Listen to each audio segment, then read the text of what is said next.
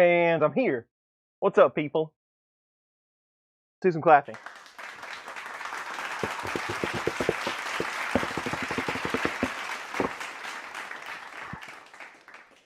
So, how is everyone? I haven't done a stream in a couple of weeks, it seems like. Been kind of busy. Been trying to get the videos out. That takes some time. Things have been very busy at work. So I've had this enclosure. Mr. Dave Randolph over at Printed Solid was very nice, and he sent me one of these enclosures. And many weeks ago, I don't know what the date is on this, but I haven't had any free time to put it together. And why put something together if I'm not hanging out with you all at the same time? So that's what we're going to do today. We're going to put this enclosure together. We're going to hang out. We can talk about 3D printing, whatever you would like to talk about, and just have a good time here for a couple of hours. So, how is everyone in chat? I see there's a lot of folks. Jim Sellers, Magnus is here, Victor, Tom, 3D Print Vikings here, ID, Travis Stamper, Thomas Bear, Freddie, Sax is here, Non-Fam, Christopher Anuch, hopefully I said that correctly, Chris Gulata, Adam, all kinds of people. So that's what we're going to do.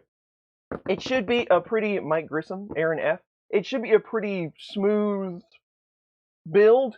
They're acrylic. You know how things go. They kind of fit together. Puzzle piece style. Put some screws in there. Try not to break it. All is well. So we'll just hang out and see what's what here. I don't know how much the ceiling shot is going to get you today. I might as well throw it up there just for fun. This is a rather large box. So we'll just see what that's gonna buy you. James at Rushmere 3D is here. What is up? Valfera is here. I think I messed that name up last time. Andre, Jag 3D, Roberto from Italy. We got lots of nice paper in here. So Dave is kind of the enclosure master. I'm not 100% sure, but I think that's what Dave did before Printed Solid. He was all about the enclosures. So if anybody knows about it, he should. So this is kind of nice. It's all flat packed in corners and everything, just thrown in a box. Well, that's cool. It's kind of packed twice. The box is coming apart. Now I'm gonna have to find a place for this box. That box is about as big as this area.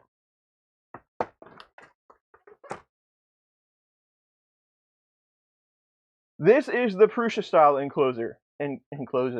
Enclosure. I'm not exactly sure how tall they are. The link is in the description for this enclosure. I don't know if they're tall enough to fit like an Ender 3. I had to ask Dave, but I did request the Prusa style. Motorhead Mitch, what is up? I am well. I hope you are well also. Henry from Australia. I don't. Bob Carnes is here. What's up, Bob? Richard Docking. I don't know how to pronounce your name. I've seen it in the comments before. Baum Kuchen? Is that how you say that? Welcome to the stream either way.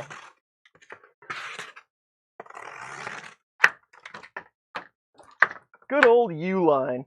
You know, I used to order a couple of things from Uline occasionally. I have ordered a couple of things from them over the years, boxes and packing and things like that. But I still get the catalog. And if you've ever seen a Uline catalog, it's like the Yellow Pages. It's like this thick. They send it like once a quarter, I want to say. And I always feel terrible about getting the catalog, but I'm not sure who to contact about stopping the catalog. I guess I really need to read and call someone. Because I don't use the catalog. I use the online catalog, right, if I need it. But that catalog has to cost some money. It's a nice catalog.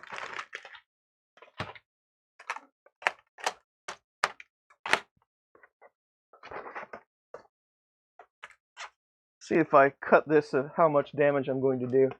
Sean Butler's here. What's up, Sean? Fleming, hello. VJB, Nappin is here. No wiring today, Nappin, so we're all good. If I can keep from breaking the acrylic, we'll be all set.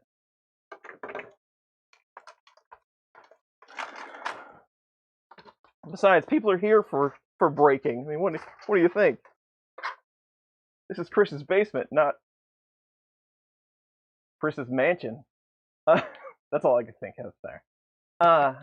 Crazy Jimmy built one with the IKEA. Yes, I enjoy those builds. The lacquer table builds are actually kind of fun. I enjoy putting them together.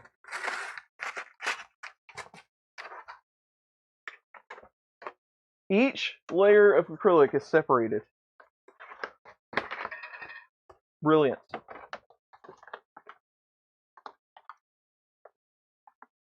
Prusa Mini arrived and you love it? Awesome. I'm glad you like it. I like mine. I use mine for just like the quick prints. Okay, I need to make this. I need to mock up this part fast and print it out. It always goes to the Mini because you know when you do a small, when you're iterating through parts and stuff, the parts are never usually very big. Especially if you're trying to fix a design, you might just be printing portions of that part. So the Mini works out great for that.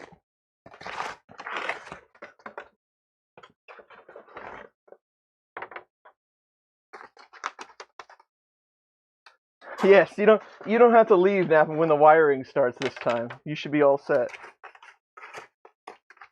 It's like hiding your eyes during the scary part of the movie.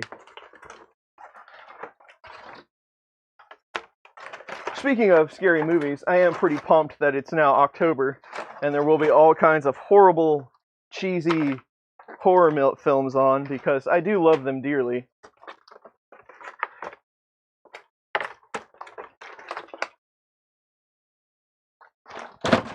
The movies where you know exactly who's going to get killed first. Kuchen is cake in German.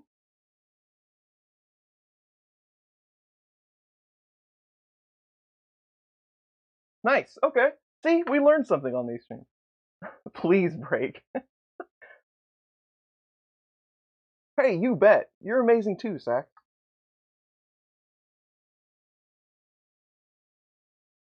You'd love to have one of my basements, Roberto? It ain't bad. I ain't complaining. I'm lucky to have it. So we got all the panels. We got us a clear door. They appear to be all laser cut. We get all of our hardware. There's a couple of different options for these, and it looks like Dave gives you them all. So you have ports for filament pass-through, and then you have ports for... Boy, that is really blown out for white.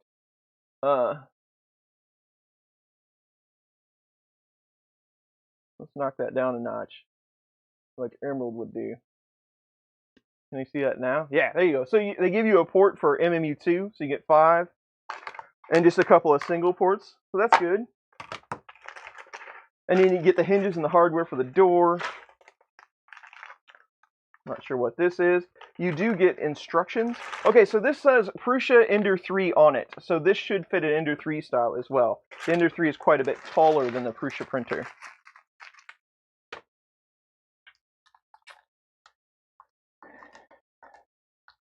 Chris's basic. We could turn it into a horror. Be kind of a Silence of the Lambs. What maker could we put in with that? It'd be a mix of something. We'd have to figure out a mashup. Oh, it's the thermometer. Nice.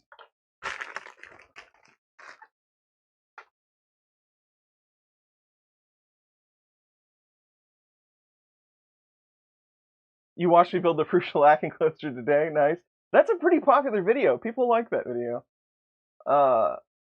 We had some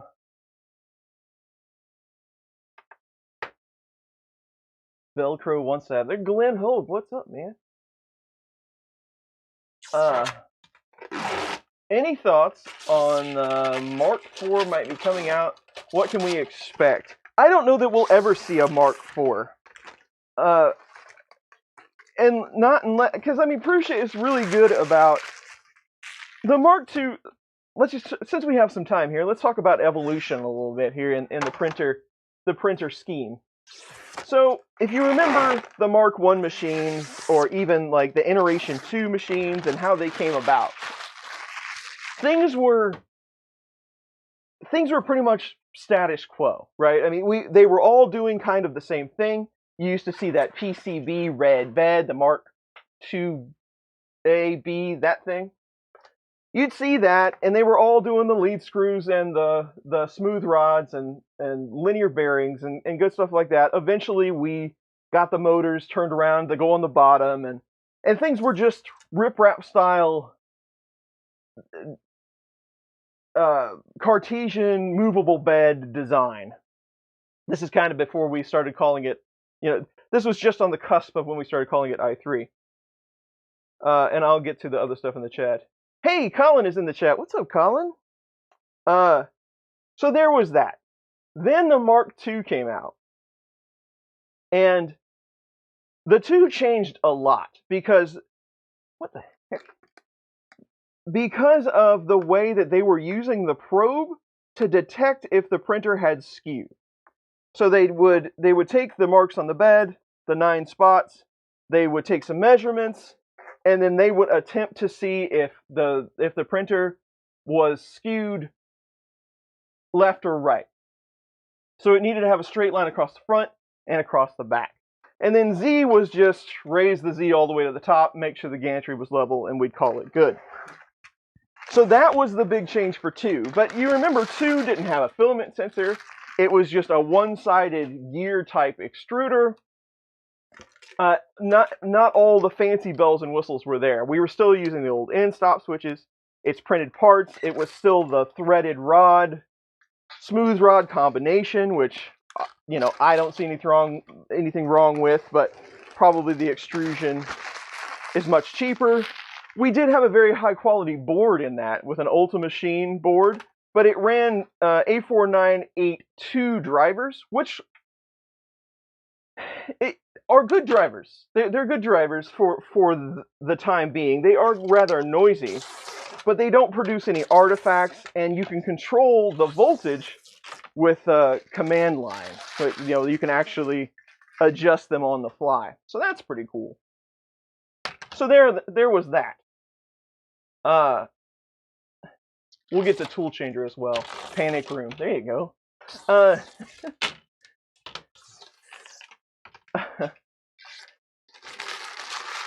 Right. And yeah. Why make a 4? So then we get to 3, and 3 is like the end all of end all. And really, the biggest thing that they did with 3 was they took advantage of the TMC architecture on the driver. They could use, and they kind of bit off more that they could chew at the beginning, in my opinion. they were trying to take advantage as much as possible of the 2130 that was out at the time, which since 2130 is now completely archaic compared to the 2209s and the other ones that are out, which we could talk all day just about drivers. But so they wanted to take advantage of that 2130. They still had an Ultimachine board, which I really like Ultimachine, but it's an 8-bit processor, and when they were developing the Mark III, we probably weren't ready for 32-bit yet. Plus, they have custom firmware that takes advantages of all these features that was written for 8-bit machines. So they're not going to completely rehack all the work that they did on the 2. They're just going to boot it up to go with 3. 3 brought us centerless homing, which, love it or hate it, if you have a specific design, like a Cartesian i3 style machine, it works great. Maybe not as accurate as the Switch, but in a given configuration that's being controlled by one type of machine, it's probably just fine. Well, then they also wanted to go on and use 2130 for jam detection and things involving the extruder. And that didn't work out so well. And there's a lot of reasons why it didn't work out so well, but they also went to dual drive gear extruder, which is super common today. And remember, Mark III came out like 2 years ago now. Dual drive extruder, filament sensor, which they reworked a couple of times. And it's super quiet because they added the aluminum frame. They kind of got away from riprap a little bit, I would say, but still highly 3D printed, affordable, quiet. Doesn't turn out the best print in the whole world, but it turns out a good print, and it's very consistent. So we'll just say that. So now, given we're at 2020, let's talk about Mark IV. Now that we know where we've been, what would we do? So my thoughts are a lot different than other people's thoughts because I like the old click wheel LCD. I like the blue screen. I think it has all the features that you need. What do you really need a screen for? Now, you're talking to someone that consistently uses Octoprint. So I don't interact with the machine that much in the front of it. Especially with Prusa machines, I don't have to adjust anything. The most adjustments that I will ever make are switching out sheets, and those are presets. So if I want to go from PLA to PETG, which I usually just use a different machine, I will switch out the sheet, change the offset a bit, and then I'm done. So that's all I have to adjust. So I like that screen. It's just fine for me. Probably wouldn't even have to have a screen for a lot of functions, but it would be a little tougher to calibrate it and things. But, so there's that. Then you have the 8-bit board.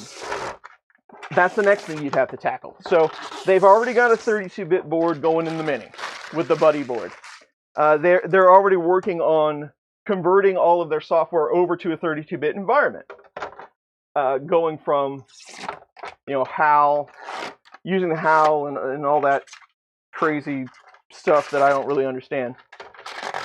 But coming from Arduino-based to ARM-based processors, basically. So you would have that.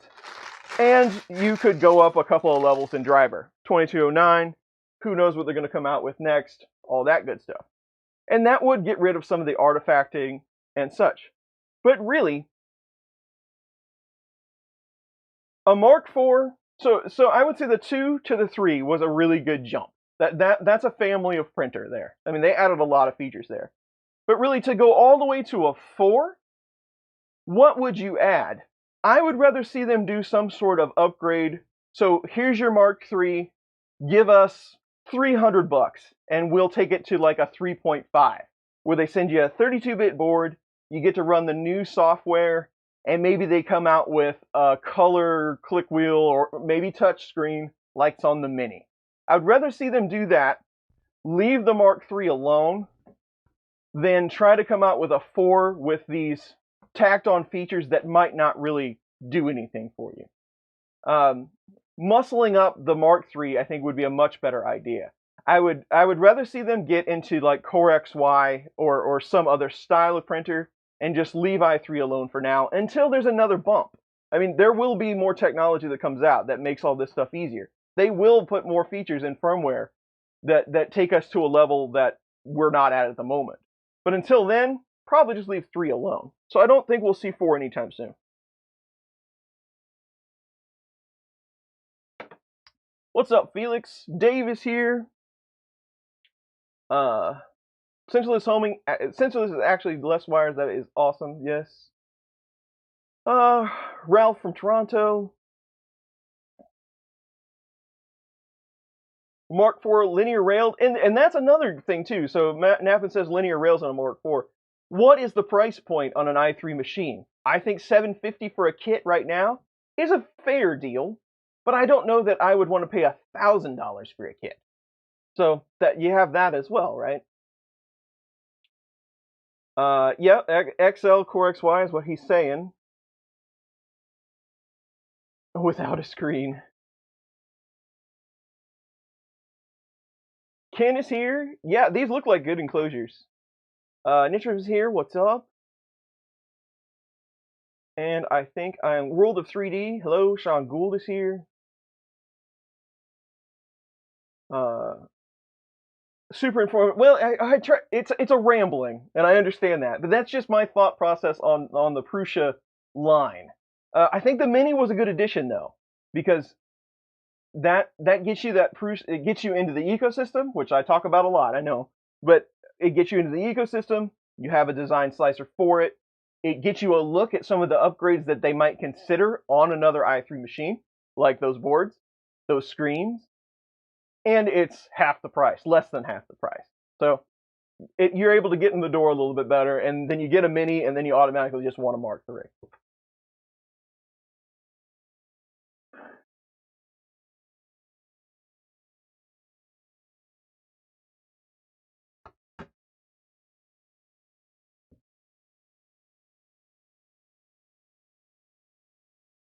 I don't think for a kit, and people will say $750 for a kit is expensive. Plus, you have to tack on a lot of shipping for that with that as well. So it's not just $750; it's more than that if you live in the U.S. I don't think $750 is too expensive for a kit. If they provide you support, which they do, you don't. There's with the directions, and this is my opinion. Plus, you have to have $750 to even talk about it, right? So, and a lot of people don't have that, and I understand. But if you really want a 3D print, and you need to, like if you have to turn out parts for something else, you're not just doing it as a hobby. You need a 3D printer as a tool. You get all the support, you get all of their slicer profiles, all that stuff is open source. I don't think that's an unreasonable amount of money. Look at some of the printers that are out there that don't function, that cost $3,000, $4,000, $5,000, that just aren't any good. Look at that compared to the Prusa machine. There's a huge hole there in between $750 and up. So, in my opinion, I don't think it's a lot, but I know a lot of people do. A Prusa Delta, now there's a good idea. The worst part is Prusa's probably already made all this stuff. It's just we've never seen any of it.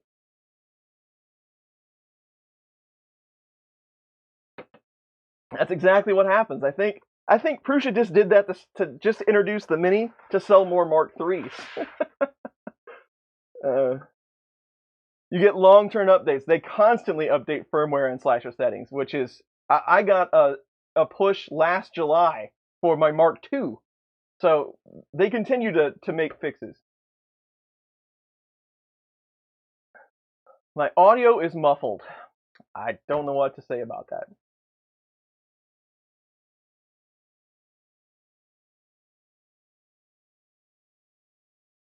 Did I put printer instead of printed? Oh, Dave's gonna kill me for that. I did. Sorry. Thank you for that, though. That's much better. Okay, so now that I've long-winded explained things, let's see what the directions look like. Warning: do not over-tighten the screws for this enclosure. That is good. Tip: put a piece of painter's tape on one side. That is a good tip.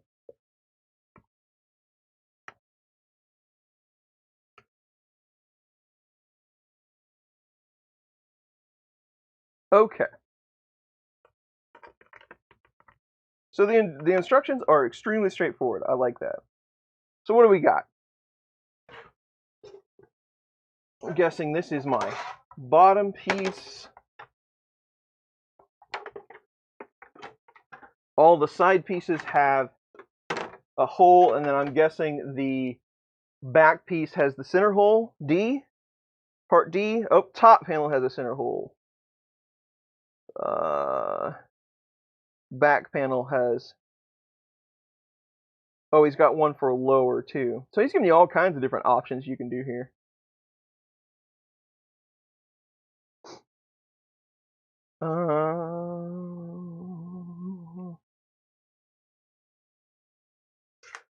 Attach.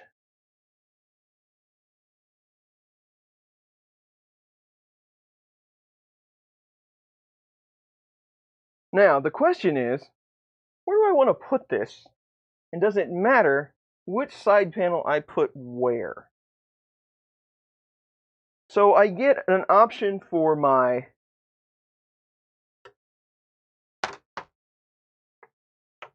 C panel, like that, which I have a port here.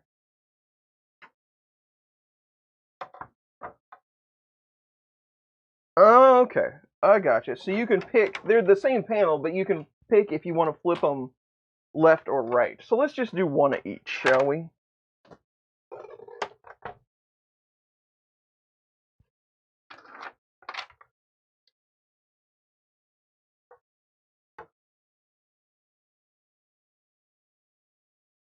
How wide are these big boys?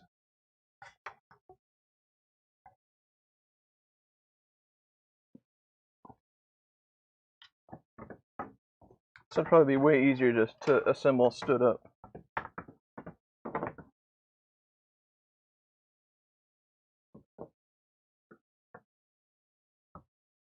Or am I totally messing this up? I am. I'll catch up with chat in just a moment. After I get at least one thing put together.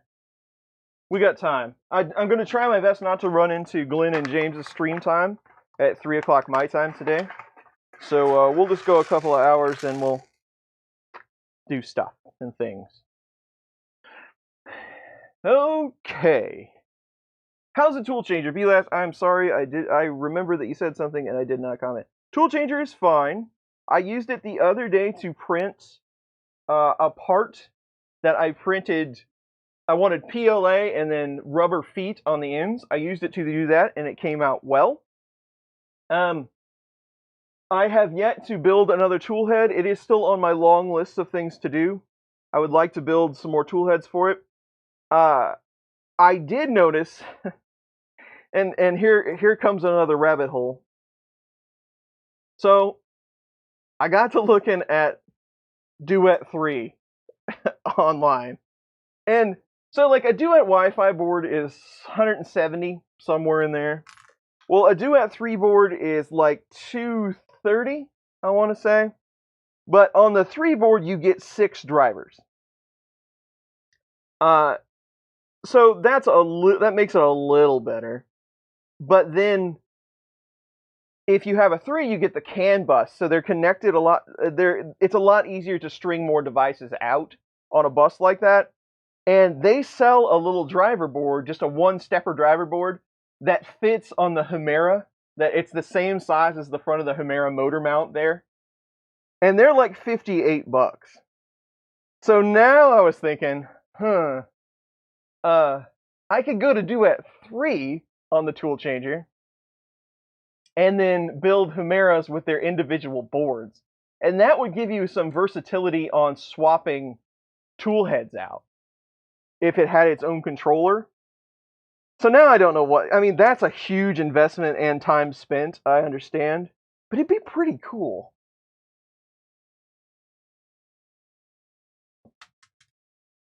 That's why they tell you to use blue tape.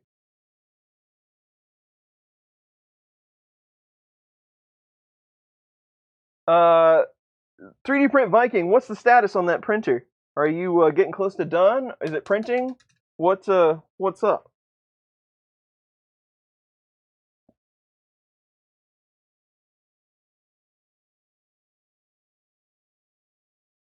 What, Chris Lane, ears perked because of tool changer. David Olson, good morning.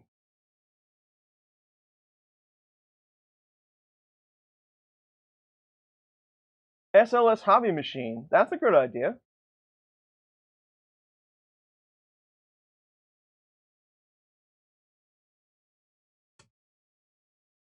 Dual Scara, there you go.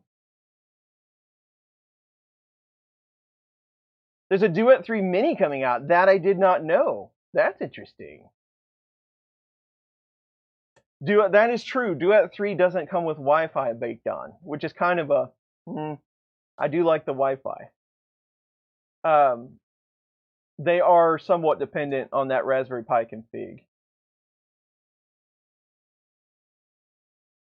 Yes, that is important that we need to mention that Virtual Earth is next weekend. I will not be streaming because Earth will be happening. So be sure to tune in for all of those streams. Can't put a price on cool. How true is that? Hello, Mike. How are you?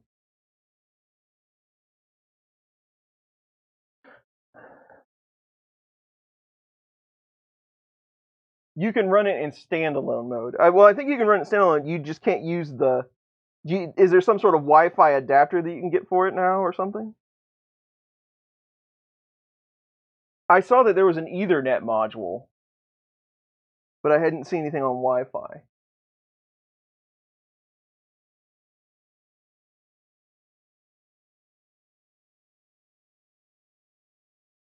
Scott Hack Monkey is here. What's up, Scott?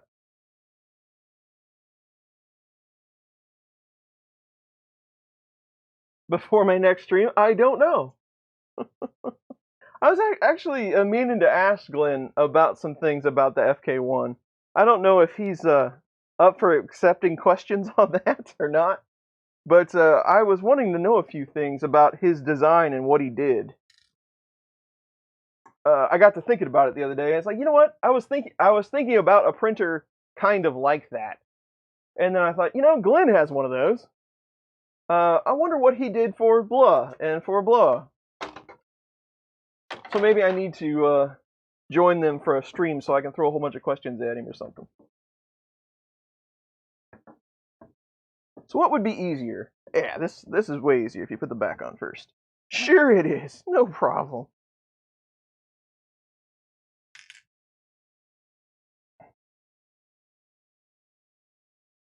Although, I'm putting the...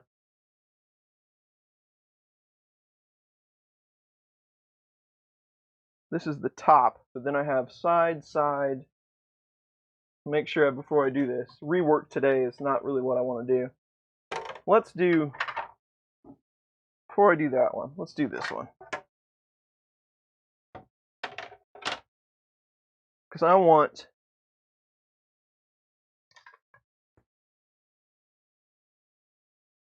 Yeah.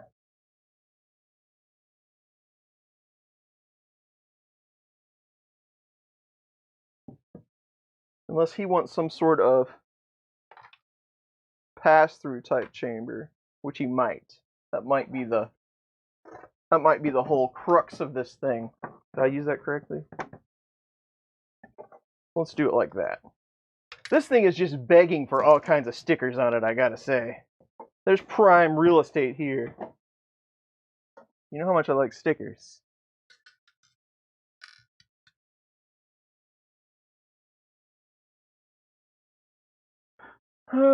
Tom's getting ready for the first video. Cool.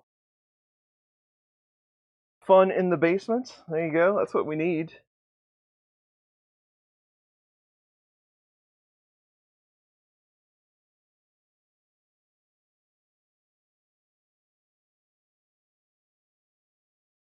Waiting for the video on fixes for Mingda 2. You know, somebody said that on Twitter. And I think that's a good idea. I will walk through all the things that I did to correct the issues for that printer. Because you can see, I think it's worth value because you can see the issues that we had during the stream. You can see them as they happened. The print didn't look so good. And there's pretty obvious improvement after just making a handful of adjustments. So I will do that. I will get that going. I'll start on it tomorrow.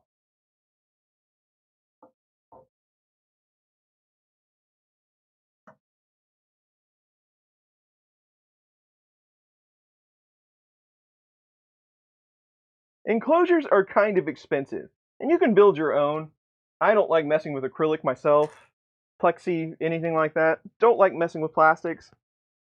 I would much rather pay for one, but they're kind of expensive. But if you need one, then there's really not much you can do.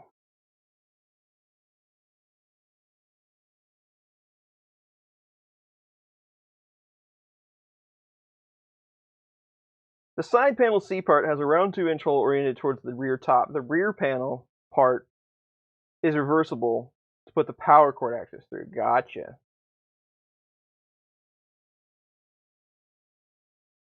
Okay.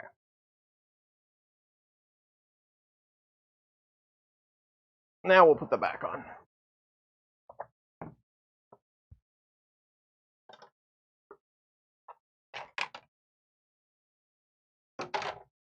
Try not to scratch my door too much.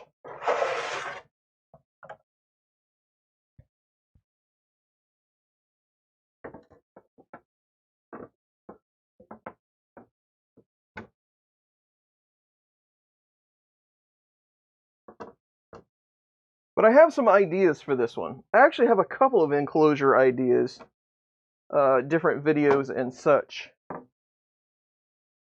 So I wanted to get this built so I could play around with a couple of things, see if we could make some videos out of it. Because I do have a heater and thermostat that I could use. It is on another machine at the moment.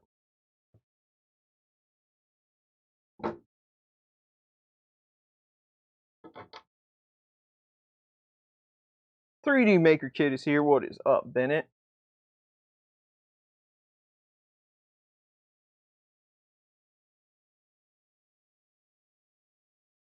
The Prusa stickers? Those are fun stickers.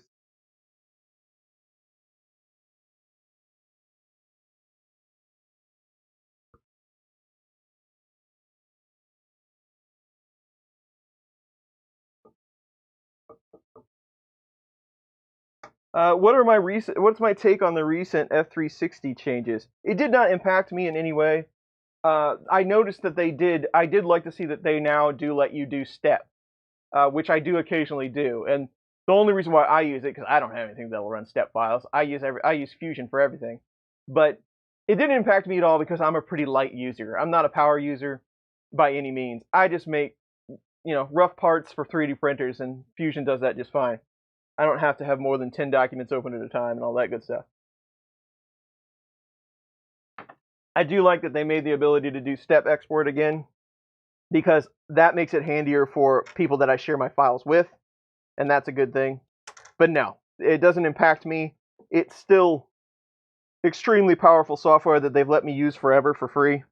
So if that's the route they're going to go, I'm just thankful that they still have a free tier. So for people like me, it's really not going to matter much.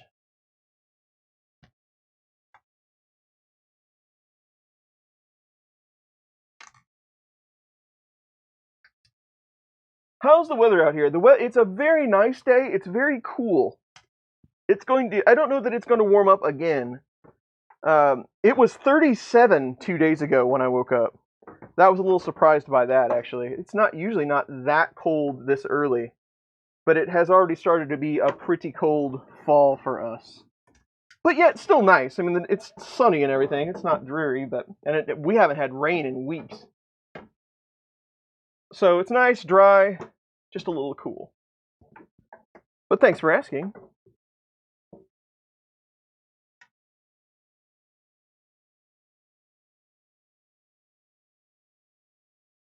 I like it that everybody says hello to each other.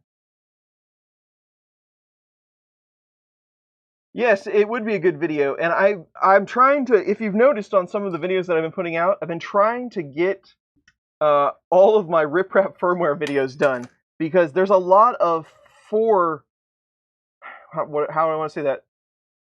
There's a lot of preconceived knowledge that you would need to be able to do riprap on an SKR.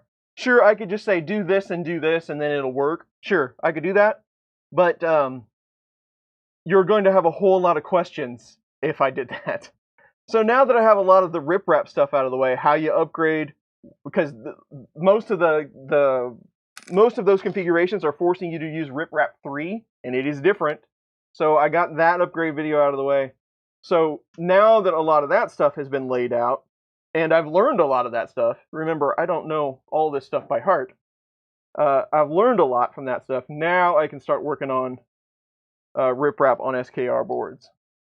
It will come, but it's definitely a long-winded video.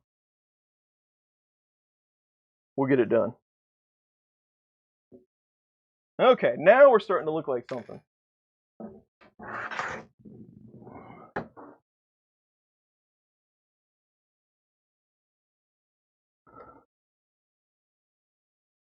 Butcher a food dehydrator and put it in the enclosure.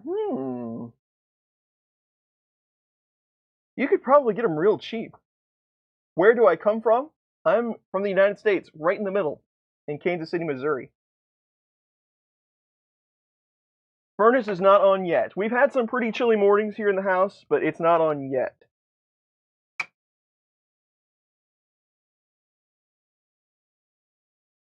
Now, he told me in these instructions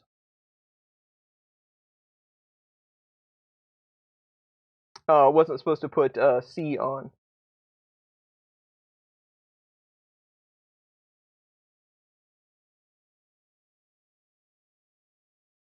But it does say put on the front panel last.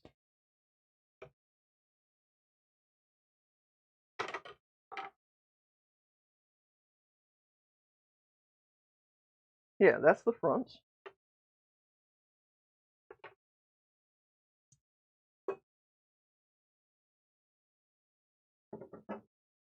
Yeah.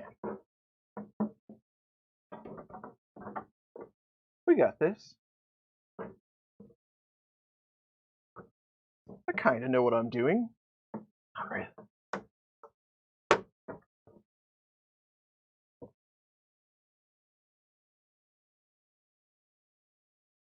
There. I had an awesome print failure this morning. It was a day-and-a-half print, and it failed because the filament spool got bound up. Gotta love that. It was only halfway done, so.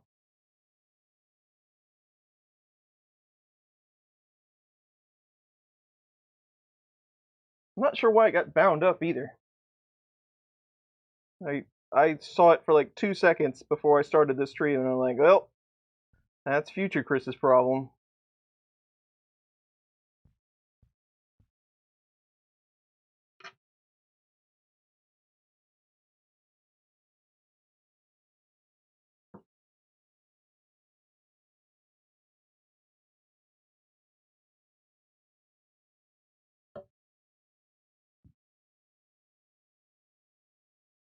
Come on, you don't want to be cross-threaded, Bolt.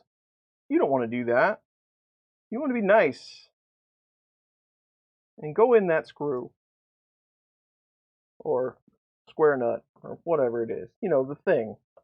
The thing that holds stuff.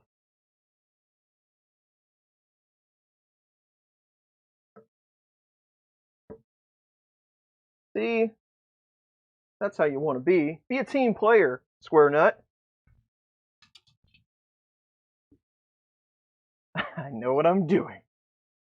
What was that show from the 80s where that was his catch line? It was, I don't remember the name of the show, but it was a blonde guy. Wasn't it like, trust me, I know what I'm doing, or something? That was his thing? I barely remember that. I have a vague memory of that being on TV. I think that was his tagline.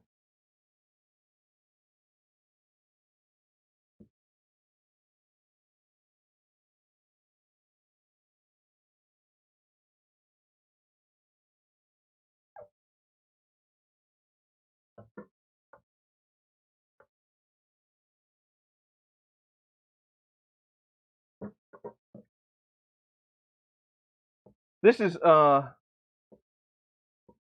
acrylic, I think. Yeah. Matt Johnson, what's up?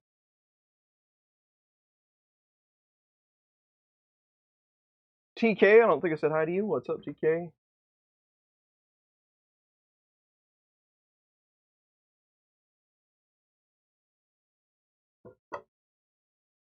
Sounds like something MacGyver would say. Sledgehammer. That's it. Nice. I haven't thought about that in a long time. I'm surprised. That's good. You get claps for that. You get claps for that.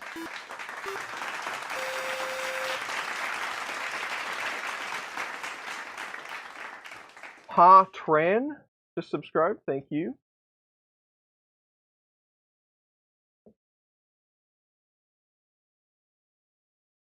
And disaster usually follows.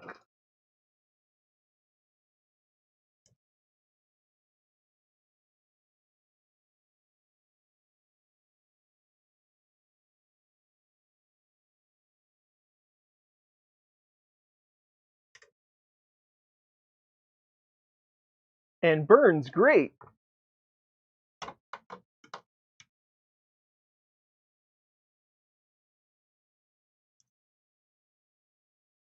Dave said something about that. There's something to this. I don't remember exactly what it is.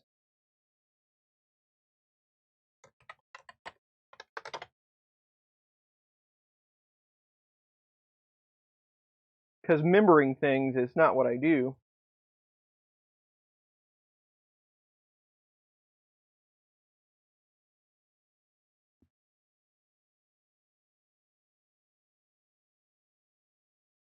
The printer is not included in this kit.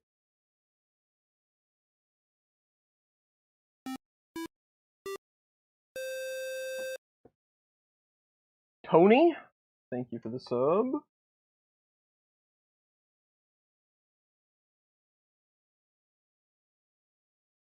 Google knows. Google knows all.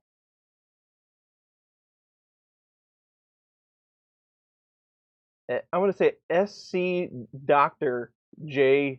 That's what I'm going to make that handle out to be. Welcome to the stream.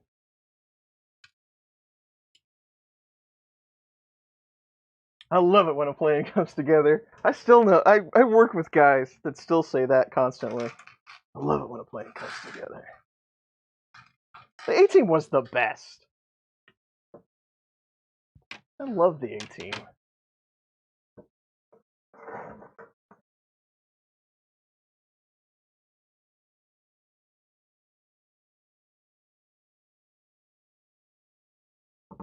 I watched that and Dukes of Hazzard. I'm not exactly sure when Dukes of Hazzard was on, but I think I was too young to watch it first run. I would have had to seen it in reruns. If it was on, I was too young to remember watching it the first time around. Only 2 seasons. See, Hammer just couldn't keep it up. He only went 2 seasons.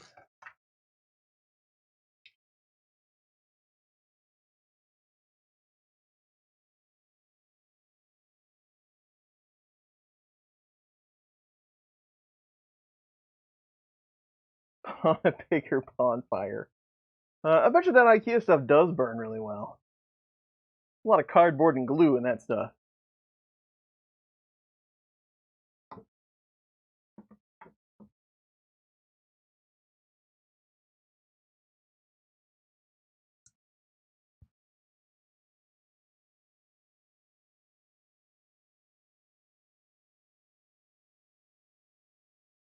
All right.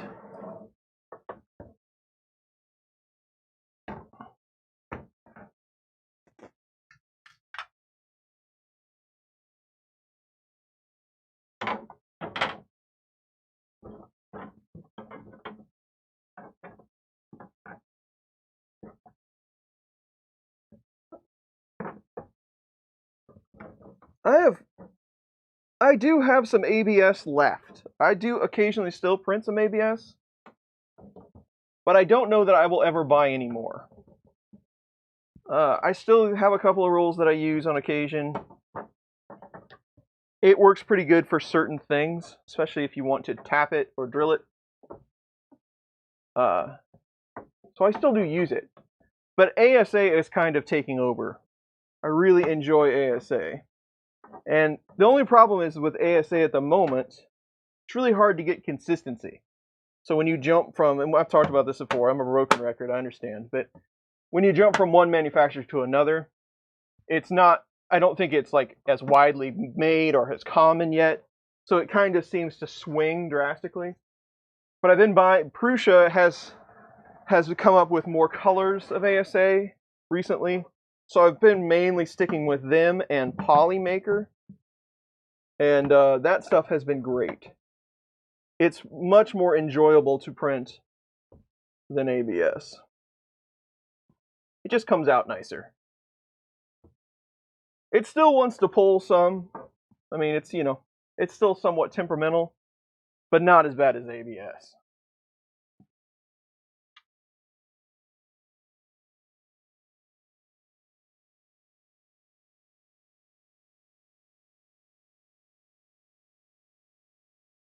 ABS is much cheaper. That is true. You can get ABS for almost nothing.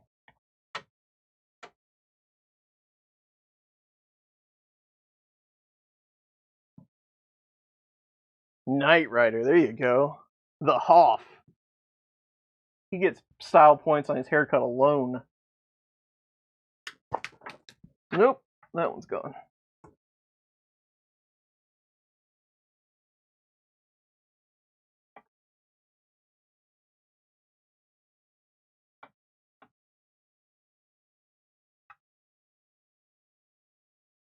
Yeah, we'll see. I think we will eventually see ASA take over that market. ABS has been around way too long at this point to do that as of yet. But I think eventually that will happen.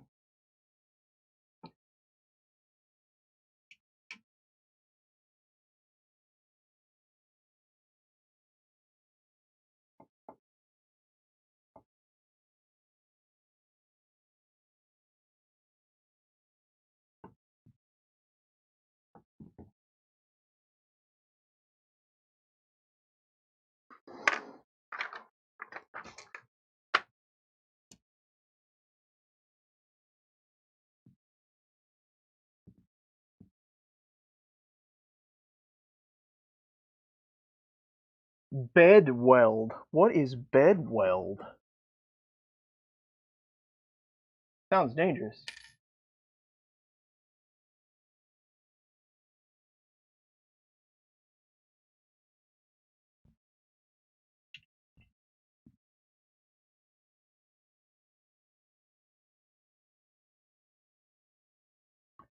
PETG is, I still use PETG whenever I can.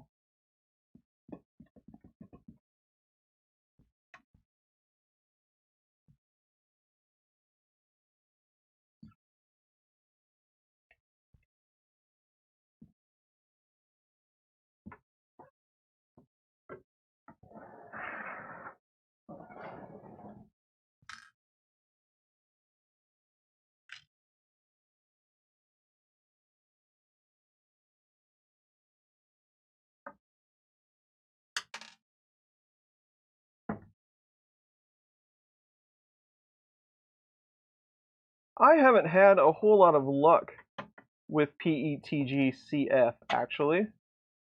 The parts seem fragile, and it very well could be the filament that I was using. But the parts seem to be a little delicate to me when I don't think that that should be the case at all.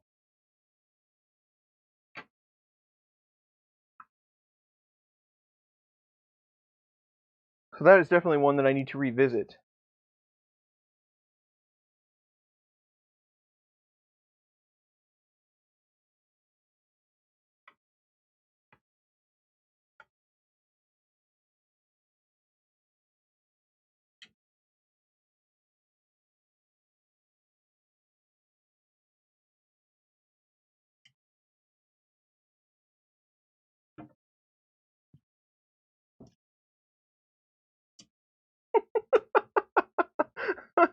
Well, Farah, you guys kill me.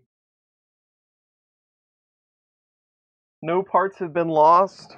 I haven't broke anything. I knew it wasn't going to be like a traditional stream when I started this, but I haven't made comments about how easy it was going to be, and then it turned out to be a total fiasco. That's usually a pretty common trait. The day isn't over yet.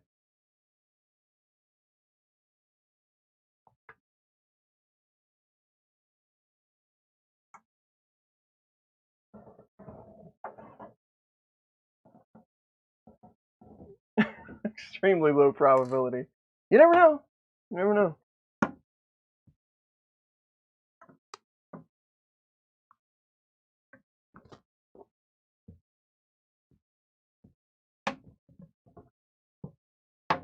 We'll bring our A game for the next stream. How about that? I got a printer that I know nothing about, so it might be really interesting.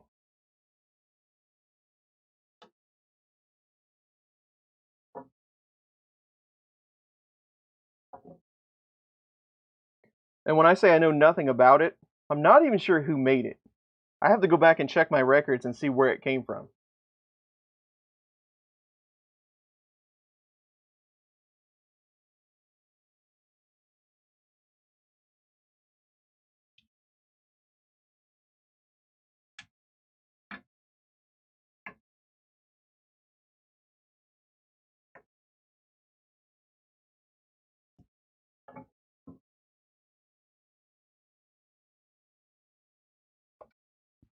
What else is going on? I haven't seen the VERF list or anything of who's going to be there.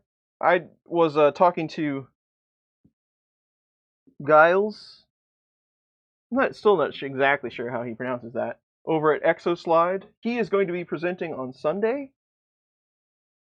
I know there's going to be a ton of people, but I'm not exactly sure who they all are. This one doesn't want to fit so good. This one might need a taparoo. You know how tapping on acrylic goes.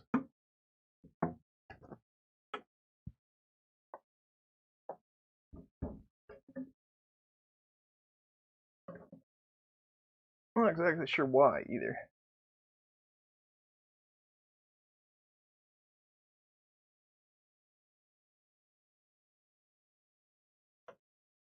You kind of want to rebuild your G-Tech and it's all your fault. Hey man, that G-Tech is printing good now. There's so much work I still need to do on it. There's so many little things that could be fixed.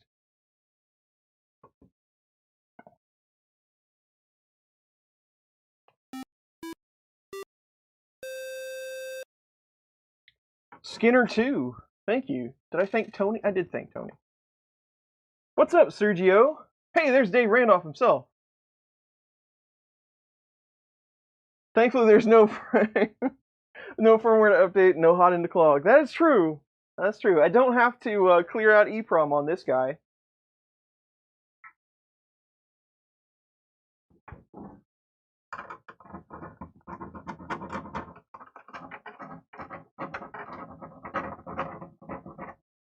Since Dave is on the stream now, I will thank him personally for sending me this enclosure. It will be rather handy, and I appreciate it.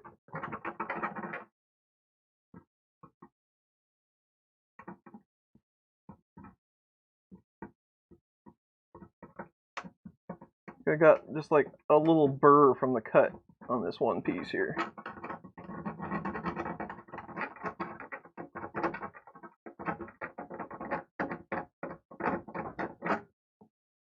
Now, Dave, I could have swore you said something about this acrylic. And I don't want to make any statements that aren't true. Are these like aluminum lined or something? I don't remember what you told me.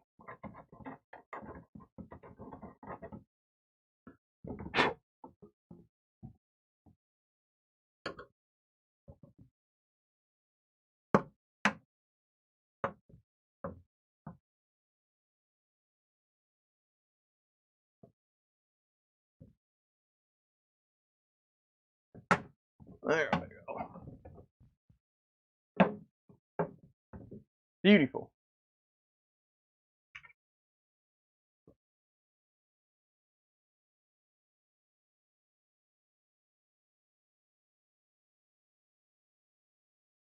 There you go.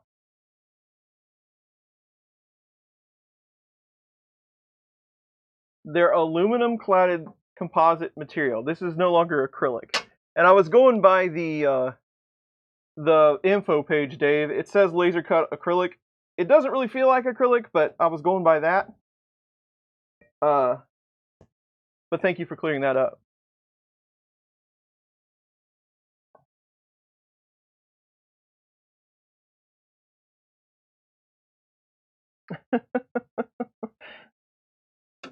Mike, we'll have to chat about that.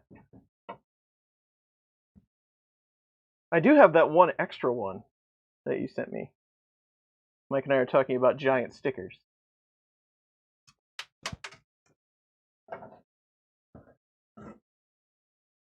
Panels in the frame are all CNC milled. Excellent.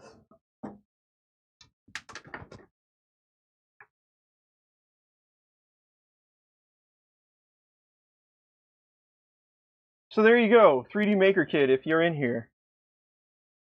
You don't have to worry about acrylic being flammable, because it's not acrylic, just the door.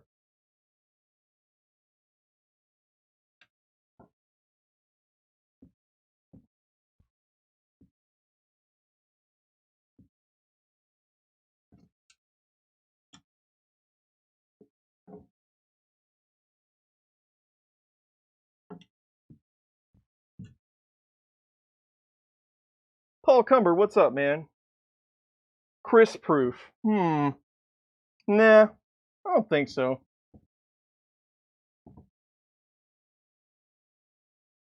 My dad used to tell me that I could break an anvil. It's probably true. Actually, let's just keep it right here. Our nice door. Ooh, What if I can get any more dust on that?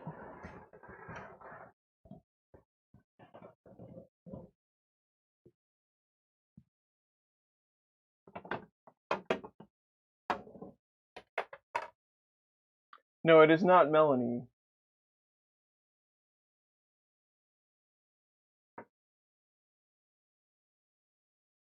Now the edges are even smoother, sweet.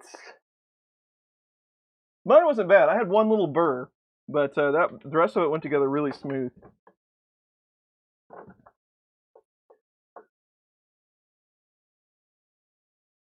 Actually, this might, well, no, it wouldn't be. Never mind.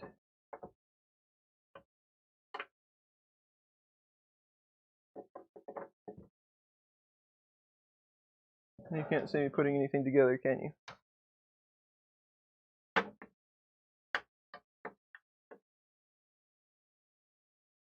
Will Hutchins?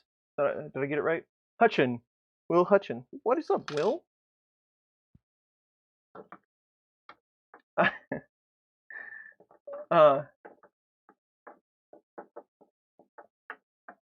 Magnets to keep the door closed. That is a great idea. So, slight story.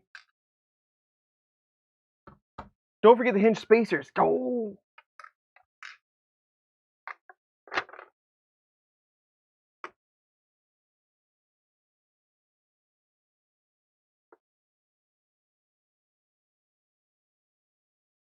To offset the door from the front of the frame. See? Dave's looking after me. So I've been troubleshooting some issues on a Duet Wi-Fi board. And I'm pretty sure I've isolated the causes for the most part. It has to do with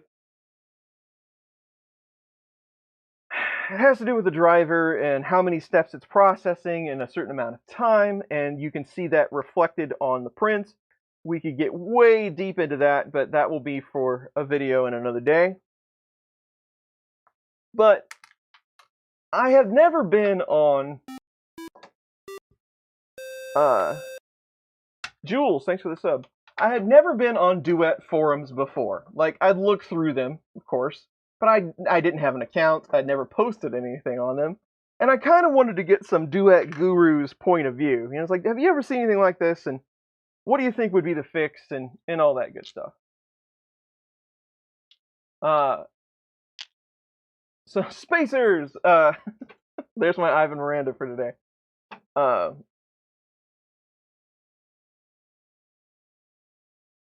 Is there a way to change out your mini board? I think that's a really specific board. It would be quite the task to change that out, Paul. Red Light Mike, what is up? I've been good. Hopefully you have been well.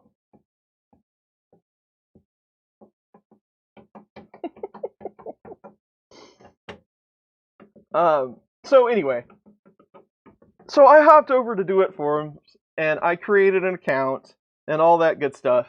And I wanted to be somewhat inconspicuous, like, not that I think that everybody knows who I am, but a lot of 3D printer people might know who I was, and I just wanted to ask some questions. I didn't want to, you know, cause any alarm, or Chris is going to make a video on this, or anything like that. I kind of wanted to be nonchalant. And so I put kind of limited information on my profile and just created an account and went from there. And they were extremely helpful, by the way.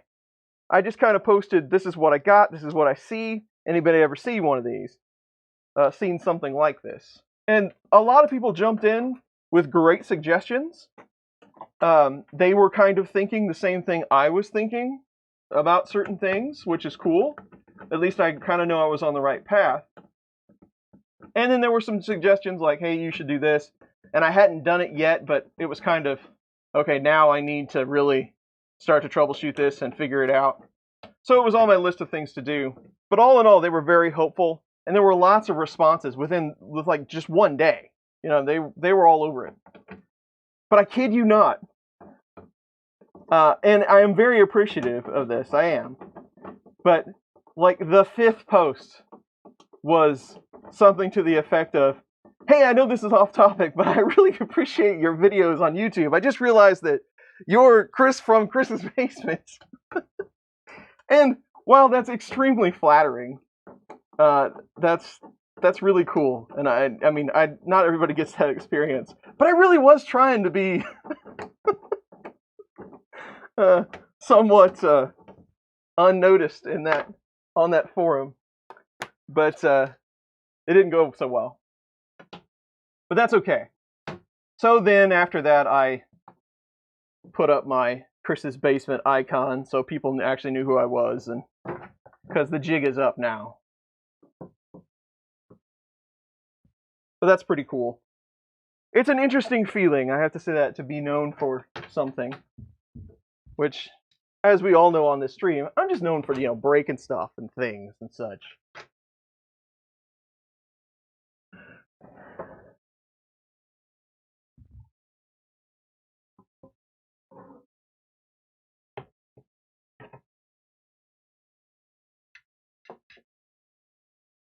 No one told me to level the bed, but I was kind of surprised.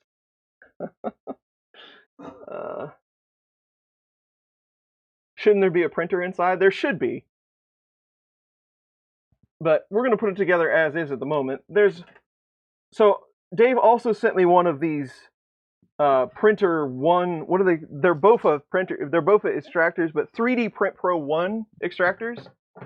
So I wanted to get the enclosure together, just, you know, see what's going on here, and then check that filter out just to see what we were going to do.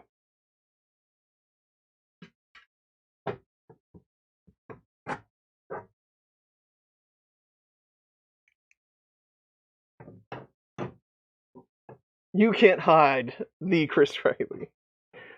You will be found. There you go. And so we have a lot of covers and such. And that's pretty, I think that's the main concern that I had. Well, not concern, but which ones, what do I actually want to do here? we shall see. I'm not planning on using MMU2 in here. So I think the single port in the back is more than fine. And we got 4 of those, so that's cool.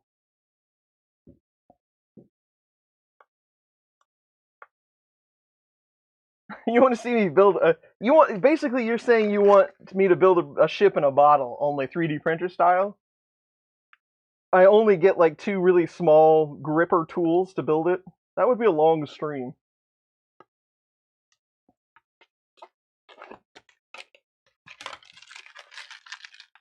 Because I'm expected to know all... Well, and I don't know that I'm expected to know everything, because obviously I don't. My wife has been helping me, with videos and thumbnails, and she's doing some of the editing and all that. She's been doing a lot of that recently. And she was watching one, and she says, "How do you know all this stuff?" And like instantaneously, when she said that, I came back with Google. It's not like I know this stuff off the top of my head for the most part. I have to sit down and actually figure it out. And Google is your friend. And then as soon as the video's done, I forget it, and I never remember it again.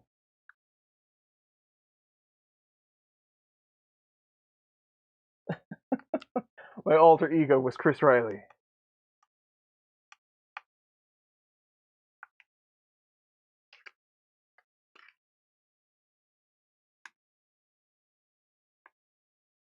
I like to say I don't pretend to know everything by any means. I personally think I'm pretty much just a generalist when it comes to 3D printing. I know a handful of things, but I kind of get the gist. I get the gist of a lot of things, and then we go from there. I would never consider myself an expert. I don't think I would ever consider myself an expert at anything.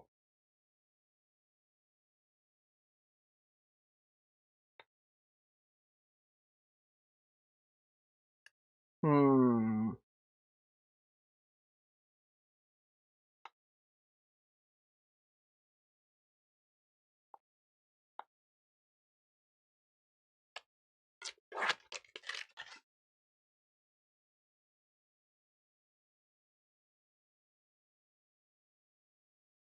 So if you're putting a Prusa in, putting it on top. If you're putting an Ender 3 in, then you put the spool on the same side. Gotcha.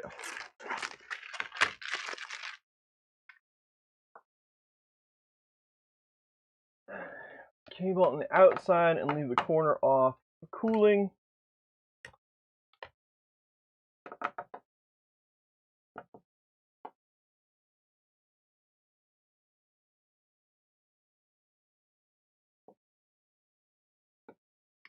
Or run the cables out the rear port. So yeah, if I put one of these guys in here,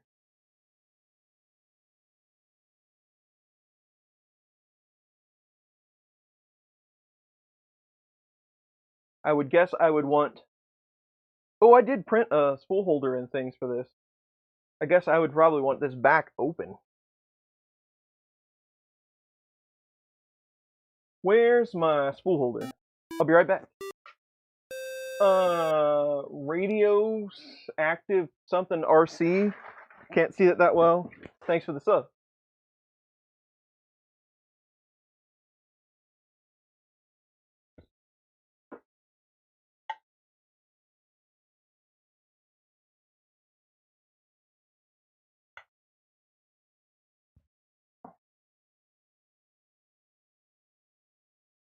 Of course it's orange. This is printed solid Jesse PLA too, by the way.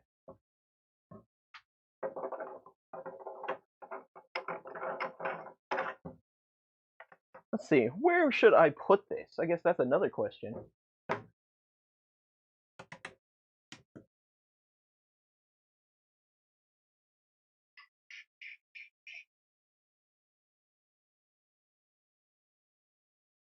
These all self-threads. No.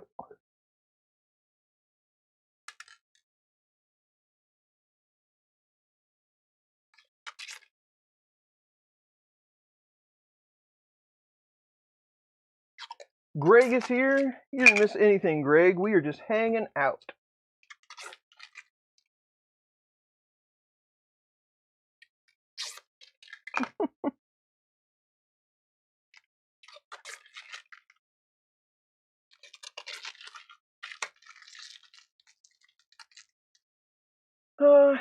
Team Orange approves. Excellent. That's right, Mystery Orange. Not done until it prints a Vinci. That's very true. Okay, let's just check out our filter here. I'm kind of interested here to see what's going on with this guy.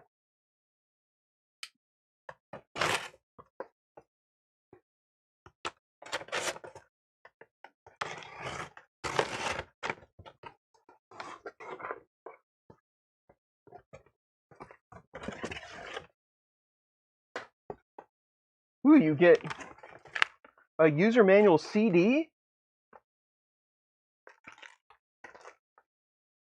Nice.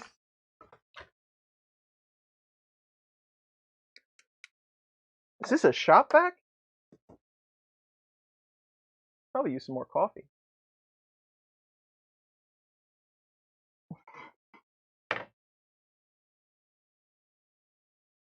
Napping, I swear. I don't know why you're a moderator. You're so helpful. We're spreading lies. What's that commercial? It's spreading lies about you at work. I'm just kidding, Nappin. You're fine. Jim Sellers, thank you very much for the $3. That is much appreciated. Ooh, fancy European plug.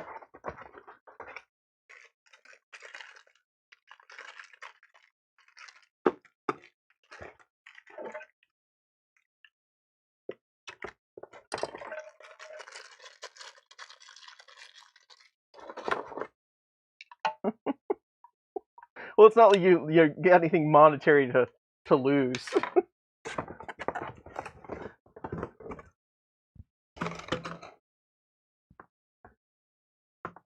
I'm not worried so much about napping. I just don't want anybody else to think I'm actually serious. This is a pretty stout little piece of operation here. Nice. It's all steel. What's that thing weigh? Like 10, 15 pounds, maybe? That's quite the deal there. Where's my camera? There it is. It's got a cool green light.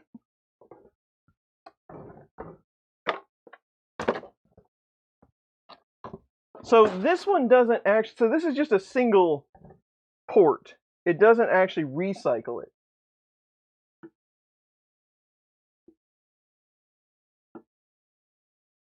What we got going here?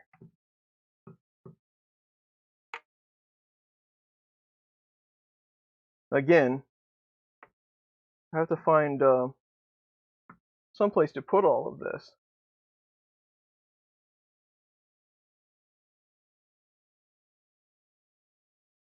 I would think this would like thread on. Or maybe I'm messing this up.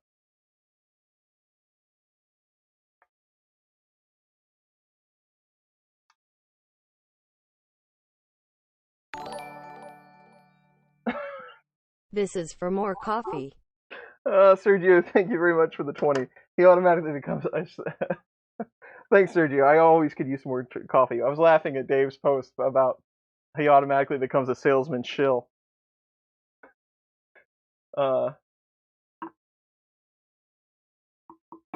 Stretch and thread. I almost want to heat this up.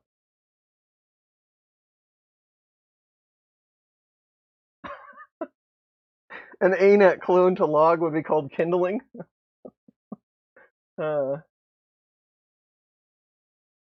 Nice.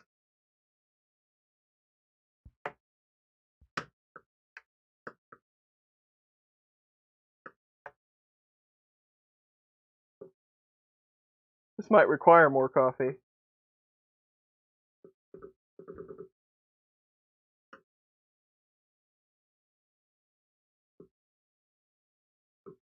Oh, I thought I had it.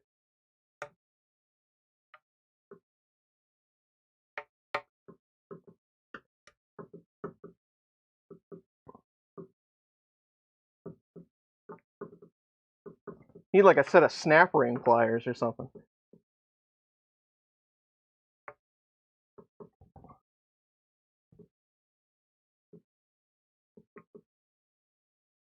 Time's it getting to be? 1:20. We got some time.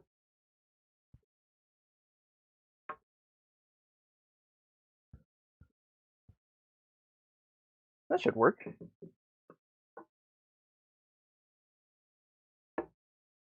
Nice fit. Then I won't get to smell all the glorious ABS fumes anymore.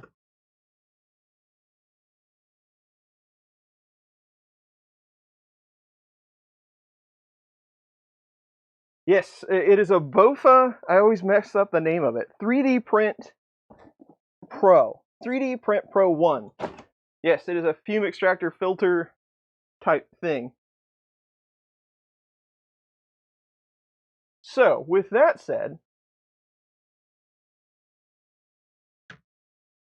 this spool holder is rather tall. Will my leftover screws fit that?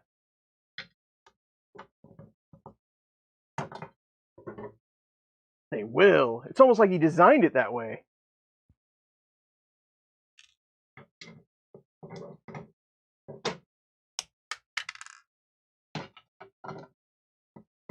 I'm really tired of dropping things. I need magnetic fingers. What kind of coffee do I like or use? I'm cheap. I'm a cheap coffee type of person. I just drink plain old Folgers. That's what I grew up on. That's what I still drink today. That's just what I like. Other coffees are fine, but I'm a purist.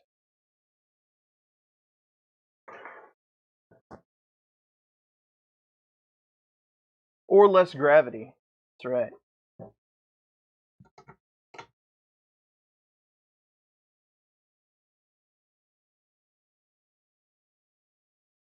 We can do that.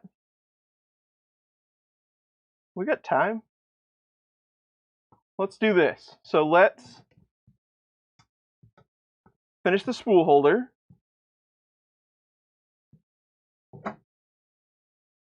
Then we'll take a coffee break, get some more coffee, and then we'll take the top off the filter and see what's inside it. How's that sound? Bill is here. What's up, Bill? Hopefully your surgery went well and you are recovering.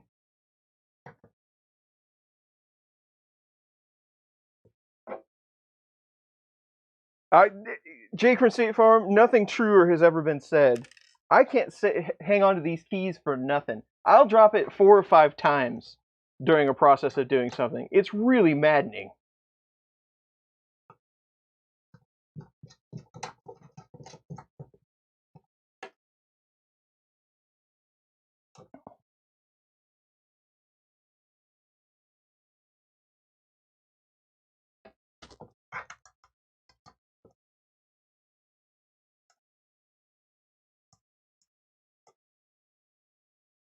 A small magnet implant in his finger? That's amazing.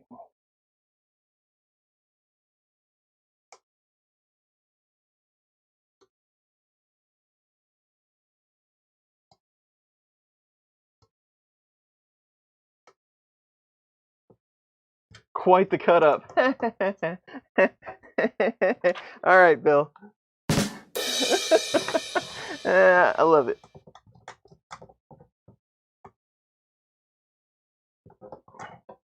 My ridiculously loud retina burning orange spool holder is on. Okay, coffee time. What do you say? It'll take me like 2 minutes, and then we will see what's inside this filter. Okay? I don't have a benchy to let you watch, so I'm going to leave you with elevator music. Do I still have a be right back thing? Oh, it's the old one, but you'll have to live with it.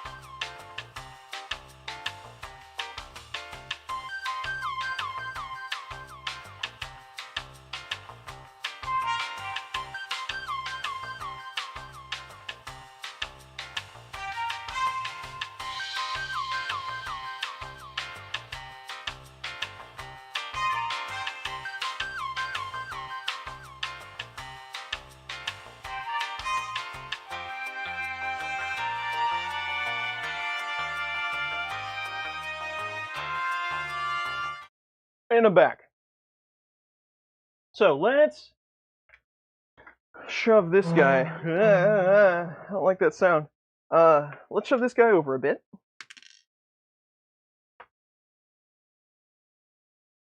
Let's take a look what's inside here.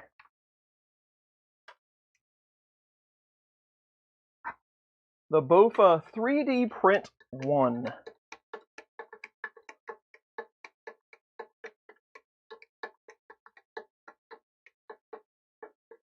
Film the fish as a pause video. I have an aquarium.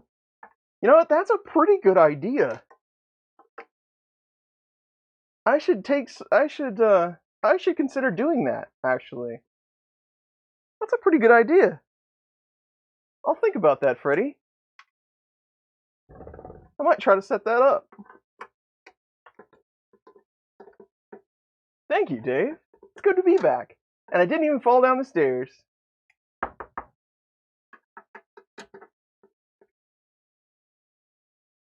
Why not cut to a printer printing? That's also good. Maybe we do, if the stream is going well, we can cut to a printer printing. If the stream is going poorly, we can cut to the fish for a zen moment.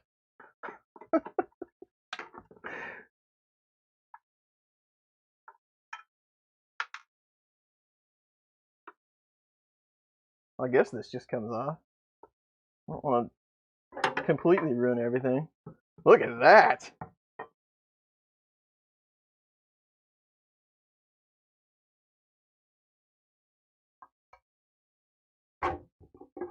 That thing is all filter, man. Wow.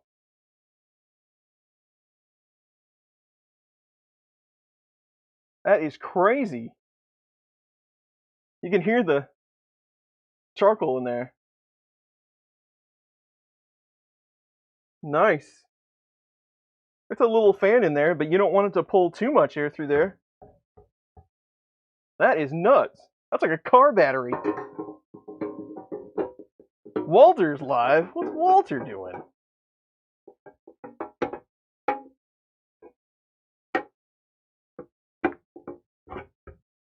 Cool. Well, there you go. There's a look inside.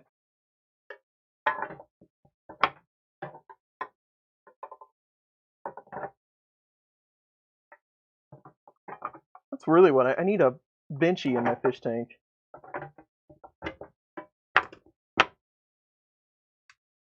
So there you go. There's the inside of that. So what should we do here? So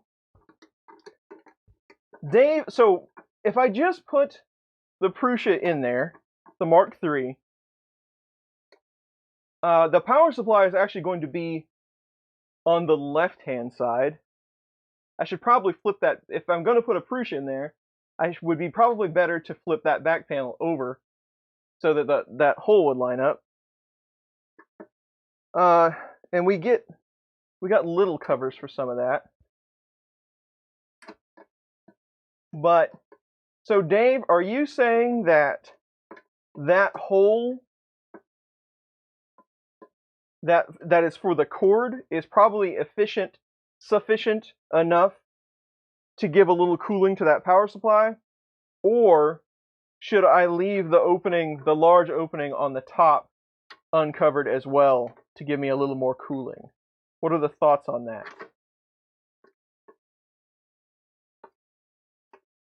Jerry, I haven't checked it yet. I'm going to go check that tomorrow, and I'm sure the sticker is sitting there waiting for me. But thank you for sending that.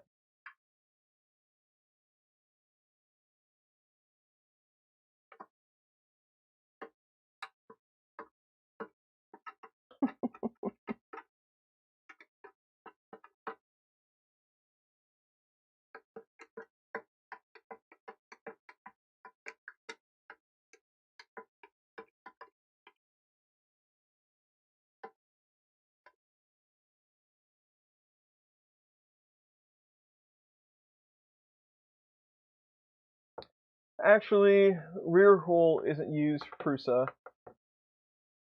The Prusa, leave the opening on the side for the Prusa power supply. See, it lines up quite nicely. Okay, but we want to cover all three of the open ones, correct?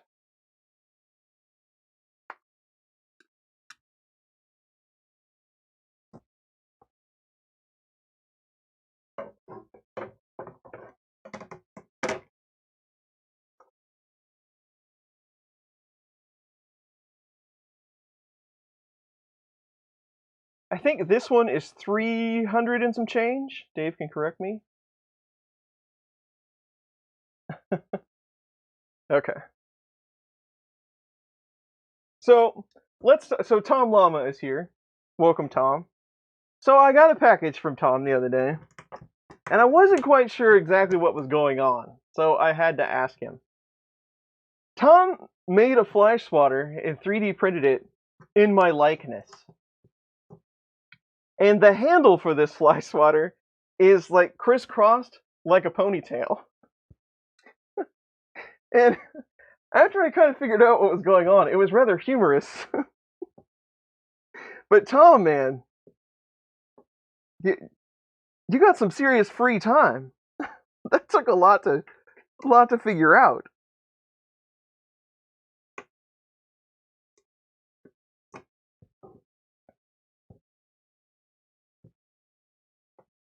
This enclosure is 210.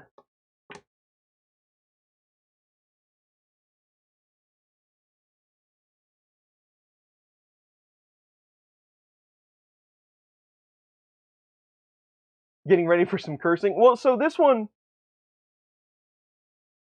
but this, so the Mark III that I'm going to put in here has the rear supply. So you're saying that I should leave this one open because of the power supply?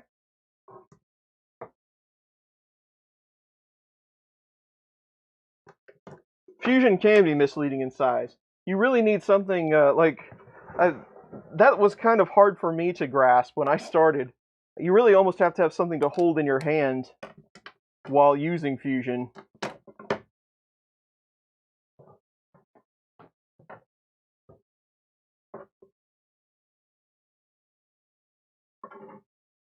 Clint, what are my thoughts about the drama? I don't have any thoughts about that at all.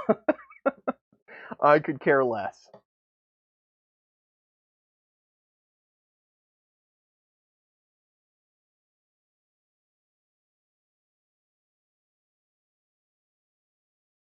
Okay, so that's what I was thinking, Dave.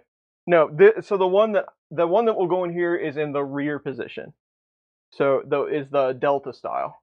So I am going to go ahead and cover that one. This is almost like some sort of maddening jigsaw puzzle.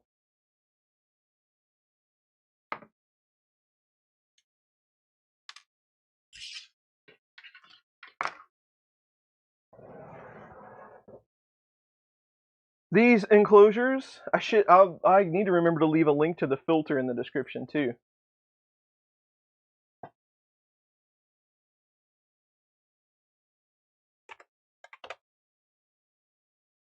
Ooh, there's one with casters. Ooh, it's almost $2,200. Here's the one I have.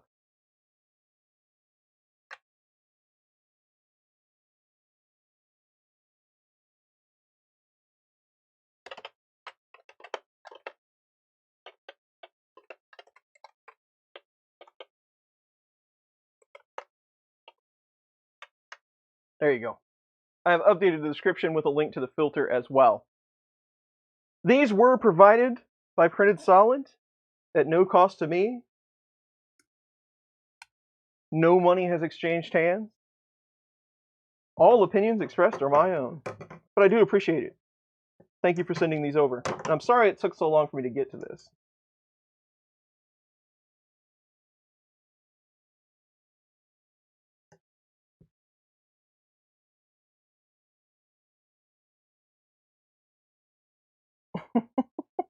Sock puppets, huh? I don't even know what that means.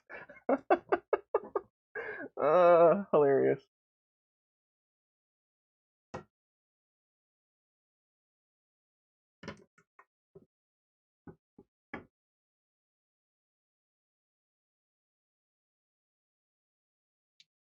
Printed Solid is the best.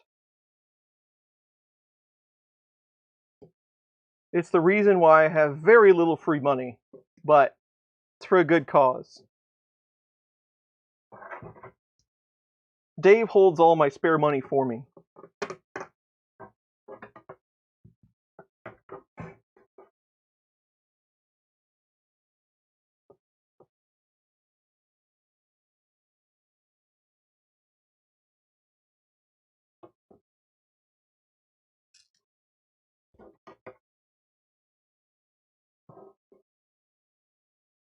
Should do a bundle?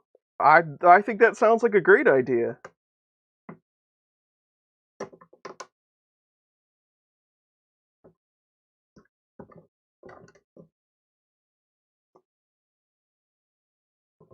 You know what? And I say this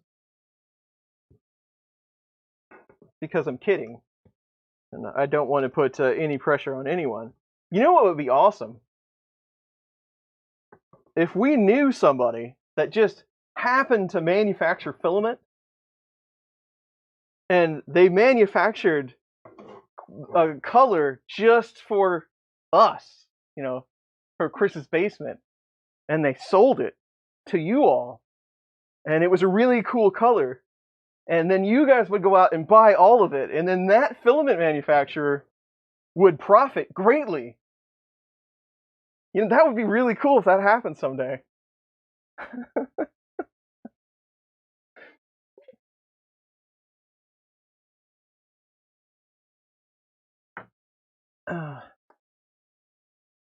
Your wife holds all your spare money?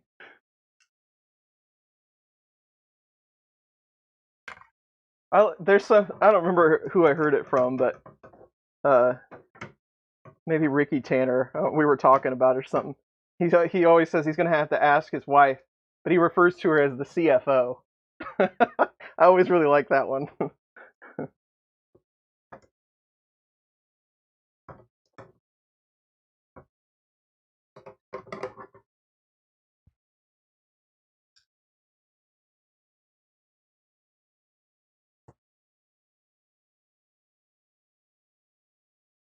Well, see, that's practicing my infomercial.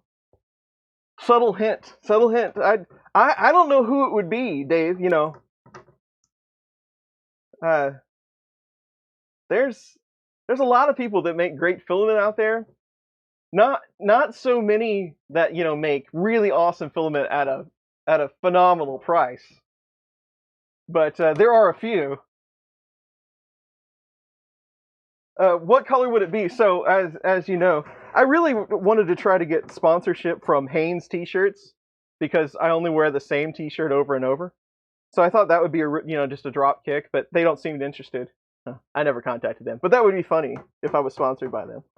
As you know, I wear a whole lot of black T-shirts, but I thought a black color would be nice.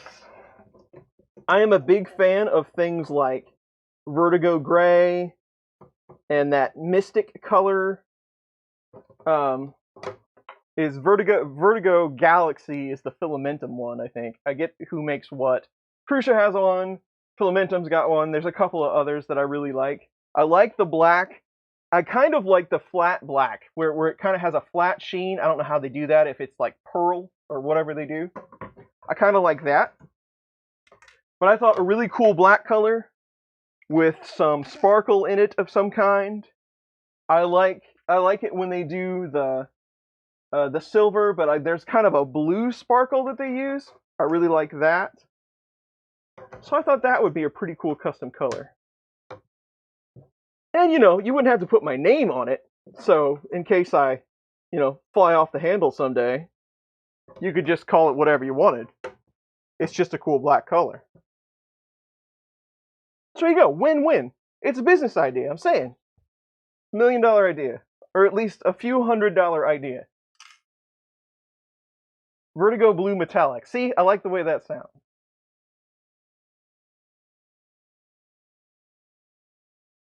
The exhaust port is backwards. That's an easy fix. Aha!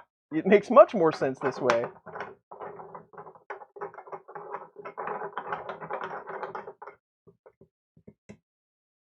So there's that. I'm going to flip this one before I put it on. So minor rework for today. What time is it? 1:43. We got time. Gunmetal gray. That's always a good suggestion. Black with mild sparkles.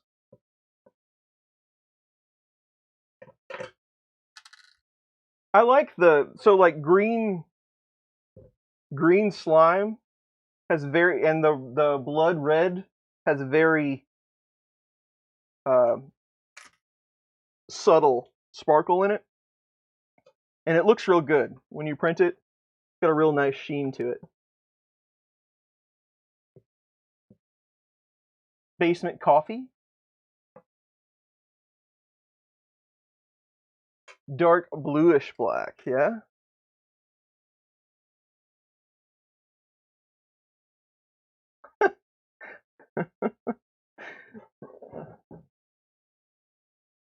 Basement coffee.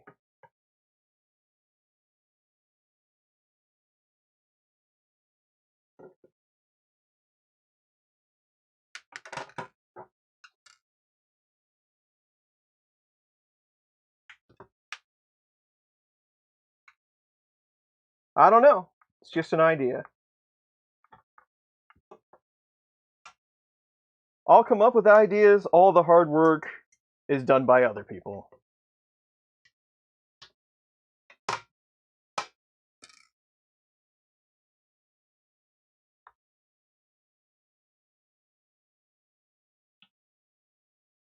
There is a thermometer in the front. It is right here. It is just press in tabs though, so I will stick that on there.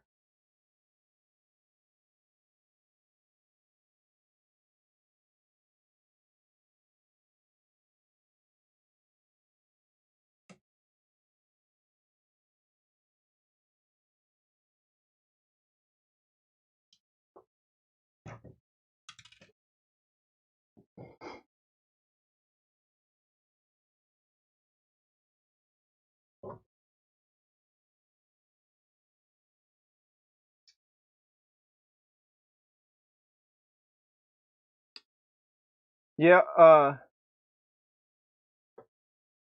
was gonna do that. I was worried about scratching my acrylic, but maybe I could get away with it. I will have to flip it to do the bottom ones anyway, but at least somewhat. I didn't want to squish my door. I guess the handles have that spacer on there, so it wouldn't be that big a deal.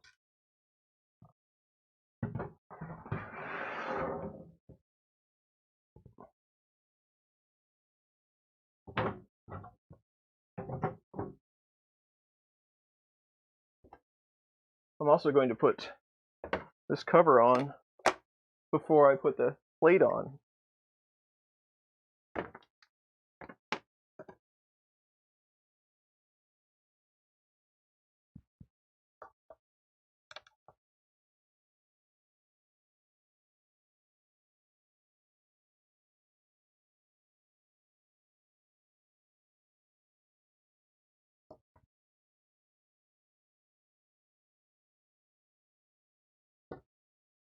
Zachary 3D Prints, what's up? Hello. Thanks for coming to the stream.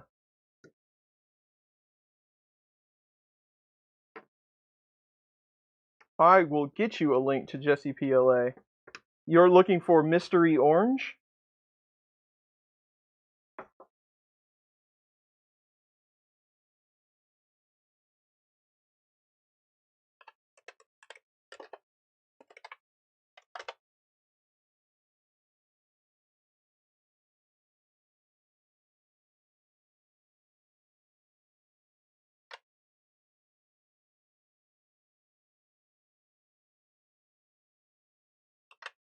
There is a link to Mystery Orange. It looks to be the 1 kgs are out of stock at the moment. You can get a 5-pound. I actually buy Mystery Orange in 5-pound.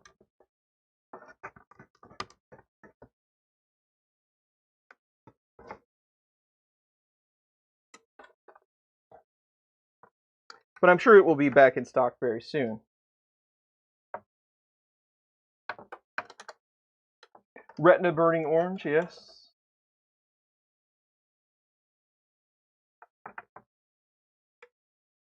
Safety orange that becomes not so safe because you're blind.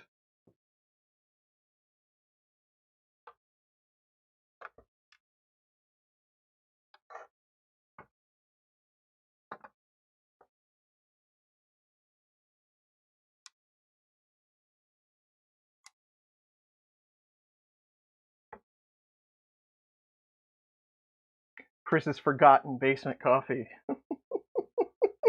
I kind of like that. That's the cup that didn't get taken back upstairs.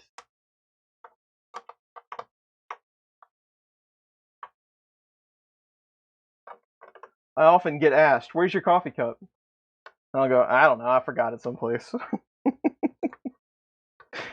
It was the last place I left it. I'm sure it's around.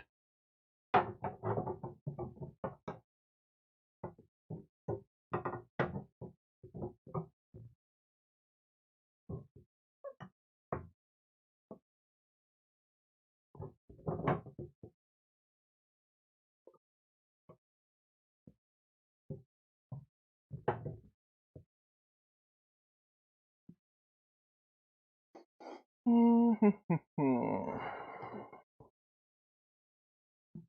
me do it on this side.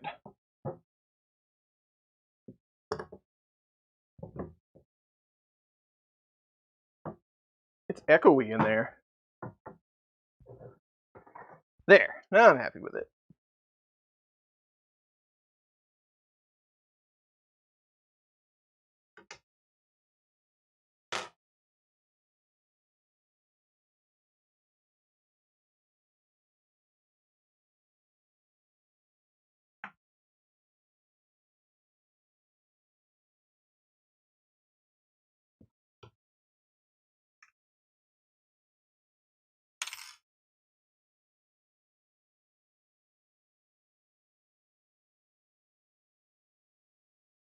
And it glows under blacklight. That's the mystery. Now there's an idea.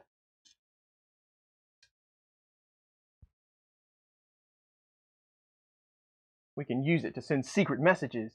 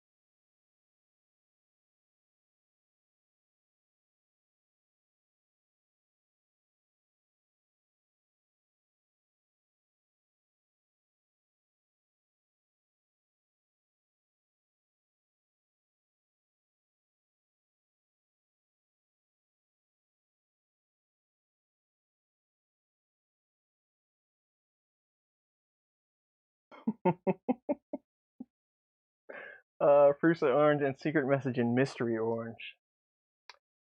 Sounds amazing.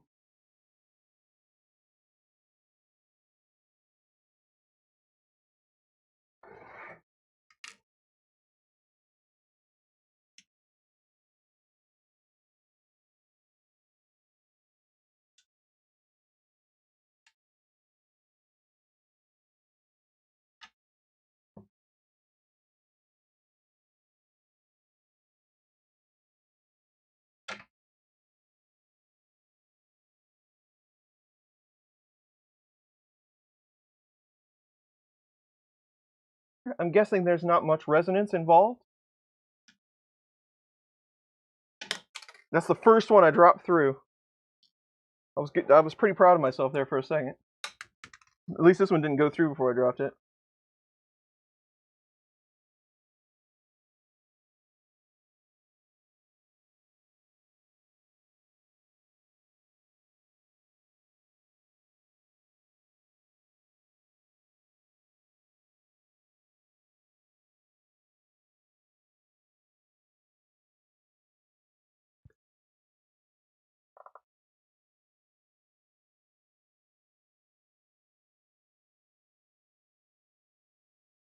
On setting up Chimera. Not that I know of. I don't have one anyway.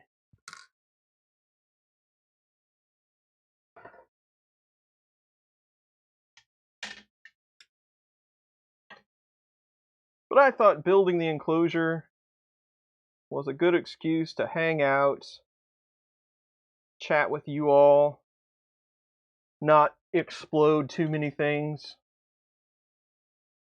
and just have some fun.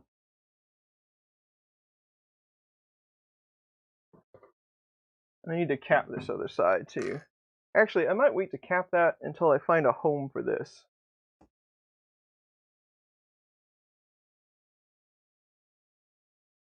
Because maybe I want to move the filter from one side to the other or something.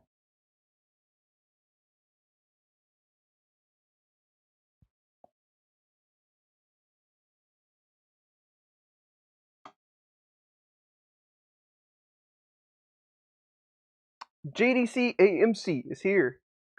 Hello, how are you? Thanks for coming to our stream.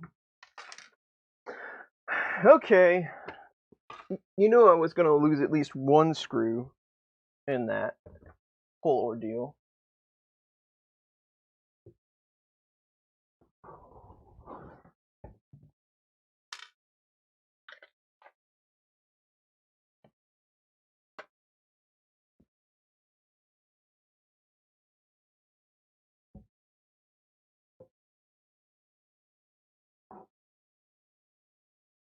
There's the square nut for it.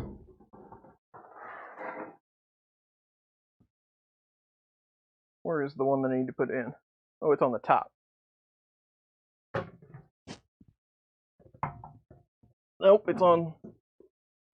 I thought sure it got held in one of those ledges. Oh well. I'll find one. I don't think I dropped any screws. I lost a couple of those square nuts. Which here's one right here. Oh, I did drop one. I can't believe I found that.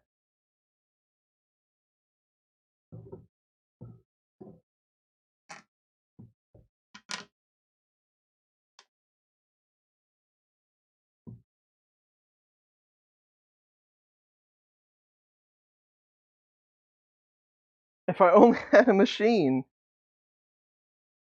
I know. But if I didn't struggle, if I knew exactly what I was doing and got things done efficiently, nobody would watch.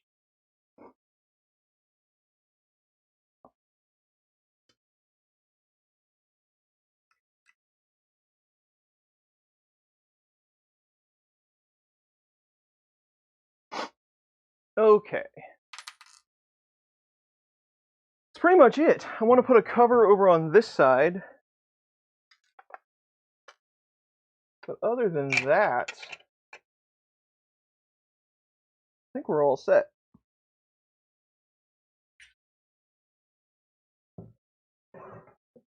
So what do you think? Looks pretty nice, huh?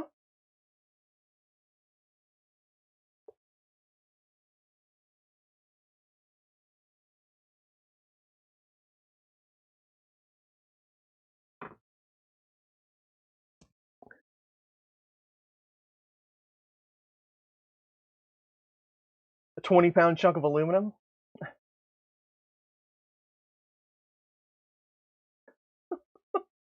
Uh,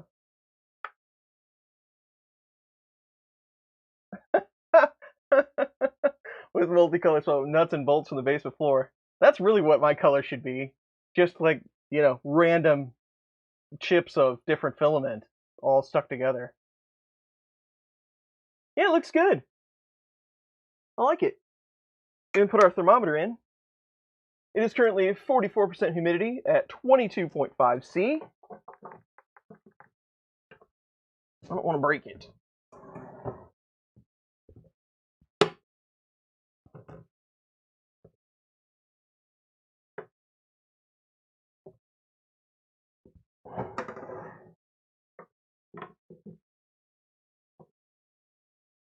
That is a bit of a tight fit.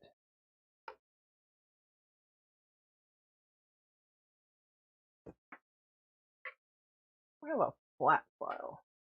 This is kind of like a flat file.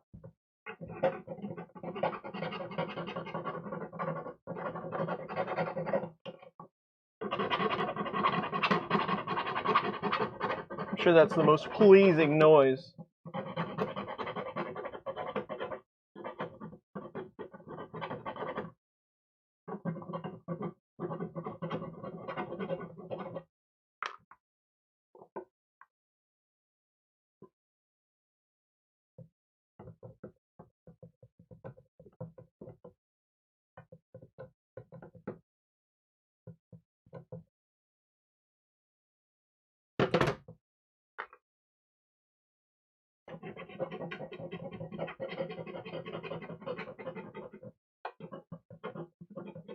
Just don't press on the screen by the edges.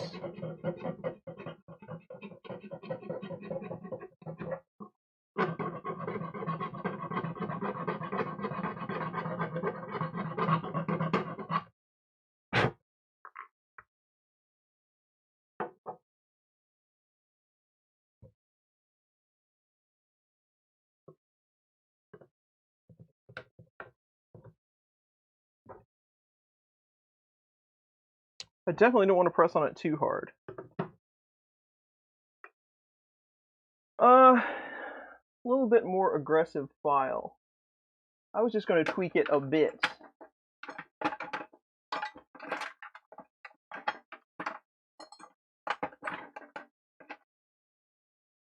need to get, I don't know if that my giant file, it would fit barely.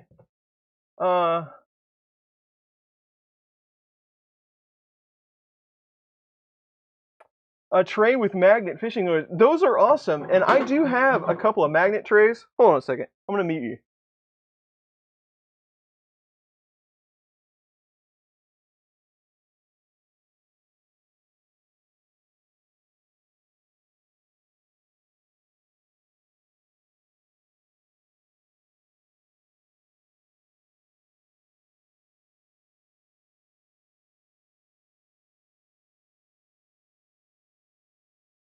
Trust me, you didn't want to hear that.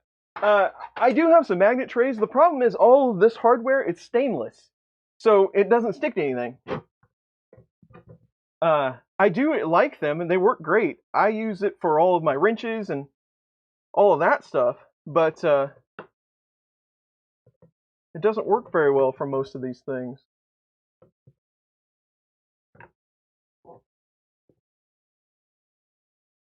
Somebody said, yeah, I just didn't want to break it.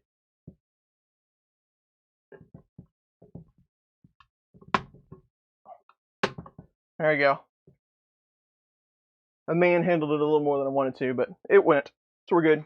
What did somebody say? Vapor Master. I changed CR10 V2 to hot in. I put 50 watt, 24, and yes, 24 power supply.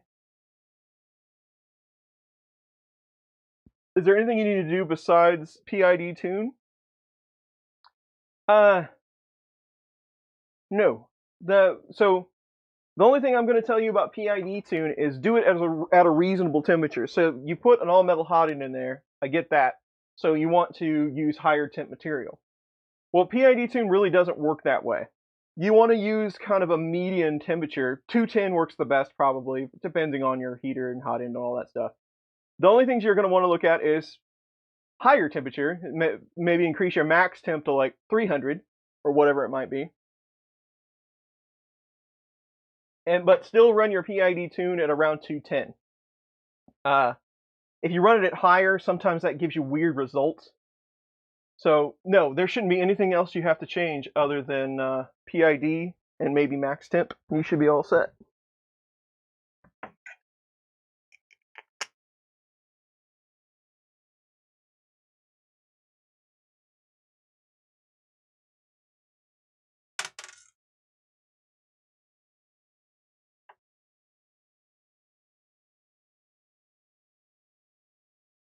They can be equally annoying. I have also found that. Yeah, so that is true, Christopher. If it's in a different location, those micro switches though should be a straight swap out.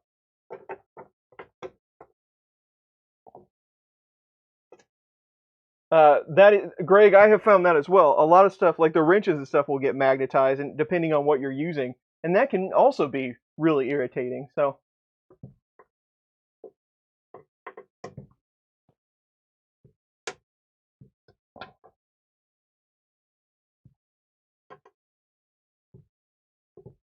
Yeah, just because of the way that the PID works, like the algorithm they use for that, it seems like you don't want to tune at a high temp. Just doesn't work that well, no matter what temp you're actually shooting for.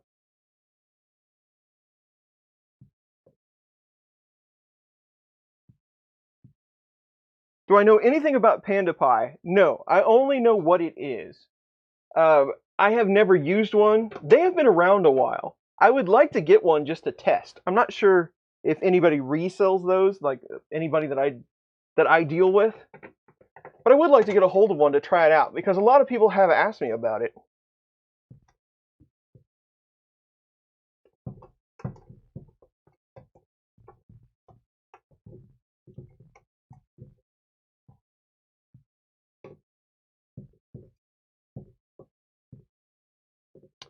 Cliff saying the Harbor Freight ones. Yeah, I've got a couple of cheap ones. They work really good for most stuff.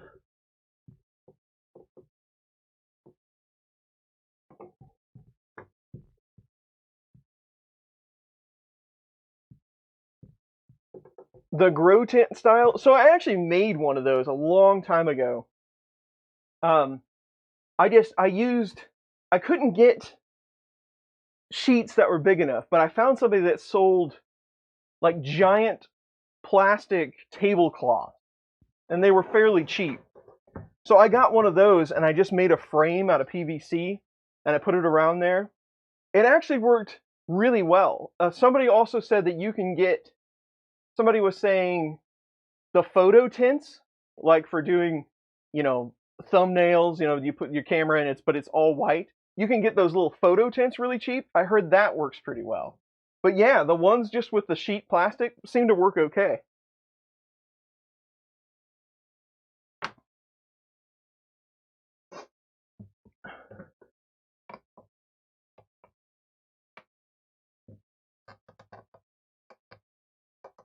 I don't see how that's ever going to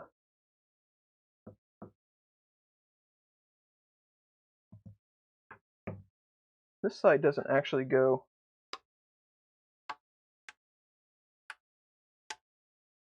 inside, does it? Because my I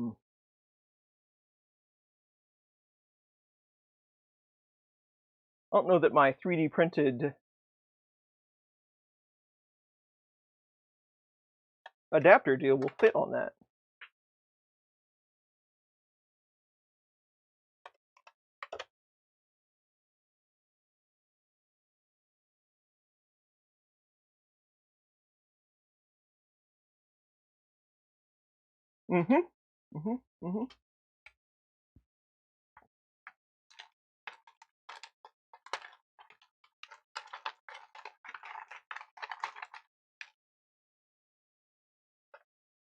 Yeah, so if it's aluminum, 290, 300 is about all you're going to get out of it.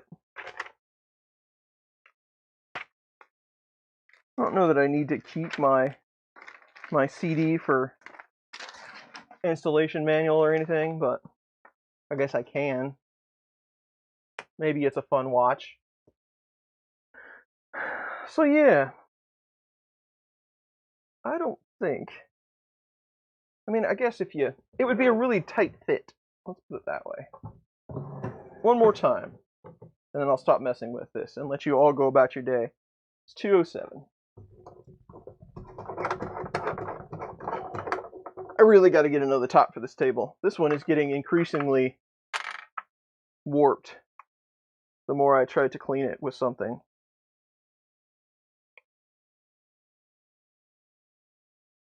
It goes on there pretty good, but I definitely wouldn't want to press against the enclosure while I was doing so.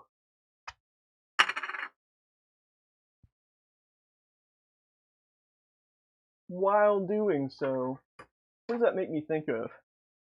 Aqua Teen Hunger Force?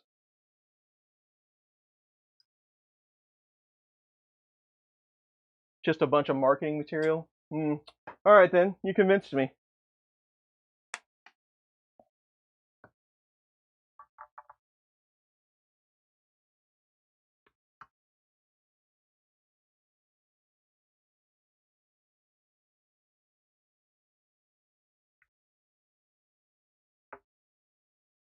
I'm gonna put like some hose clamps on these.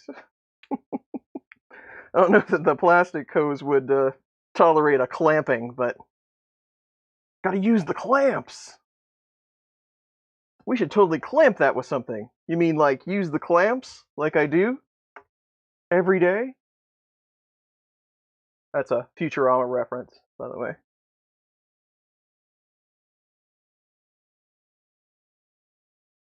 So humidity 46, it gets really humid down here. Yes, I do. I dry filament frequently. I don't usually leave ASA or PETG out very long. If I do, I will dry it. Because, yeah, it will eventually get impacted. PETG especially. ASA, it seems like it degrades, like just one day you woke up and it's gone. You really can't see it gradually just degrade like PETG. PETG will become stringy and it will get finicky, and then eventually you just don't want to use it anymore. But a good drying, but also I don't use ASA every day like I do PETG. But drying brings it right back. So yes, I do dry filament quite frequently. In fact, I backed the Print Dry 2 just because it would do 5-pound spools. It had an add-on chamber that you could do 5-pound spools. This table really isn't big enough for this operation. This table isn't big enough for the both of us.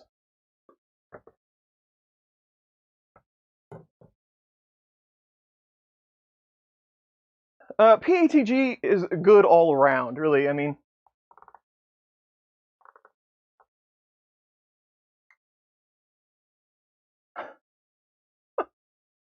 I'm not smoking pot.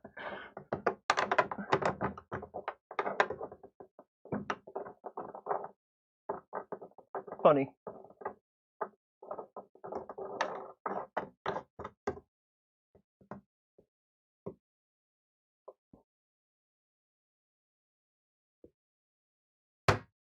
It's done.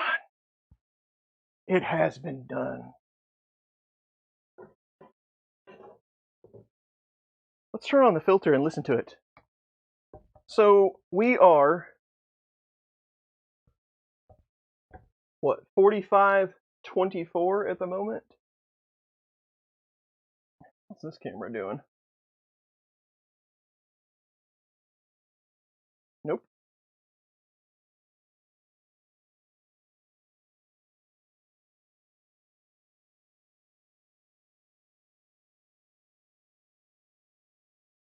There's no way that's going to focus in there.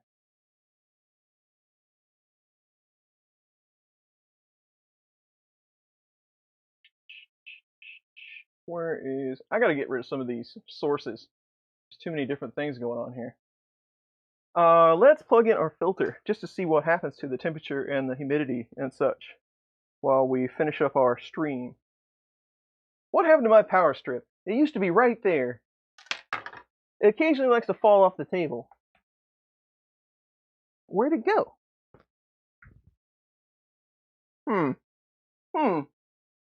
Slightly annoying. How long's my cord?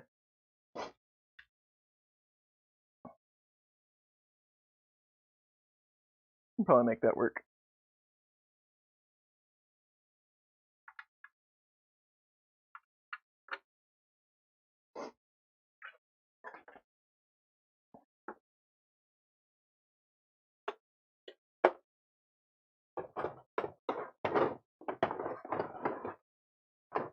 Don't fall off of there. Let's go.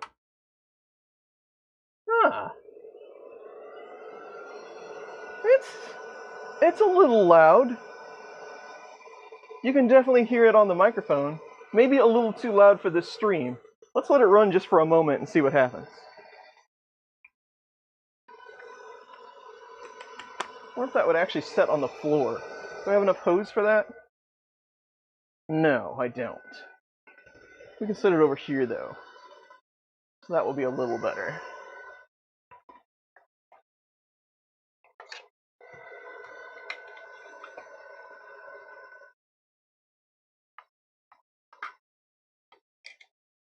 It is a BOFA 3D printer, 3D Print 1 filter.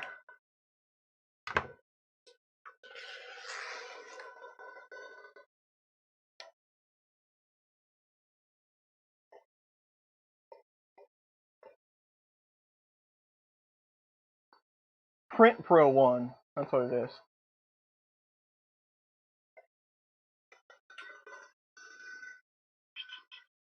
What am I going to do with all this stuff?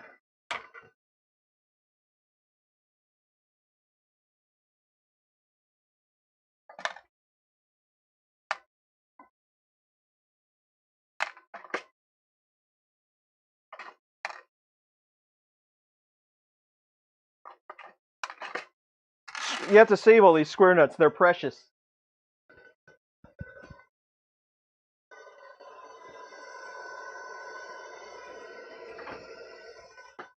Yeah, it's good looking. It got my orange parts. I think it needs more orange though.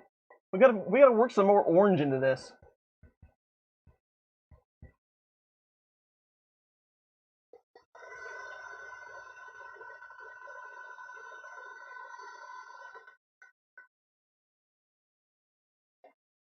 Can I make an enclosure to silence the filter? I need an enclosure for my enclosure filter.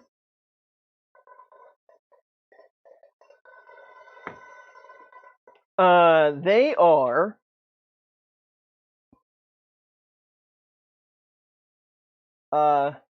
it's a HEPA filter, 2-level filtration,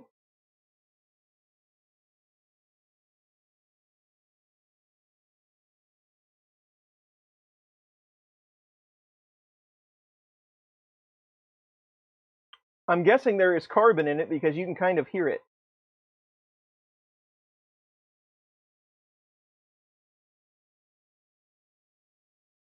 So there you go.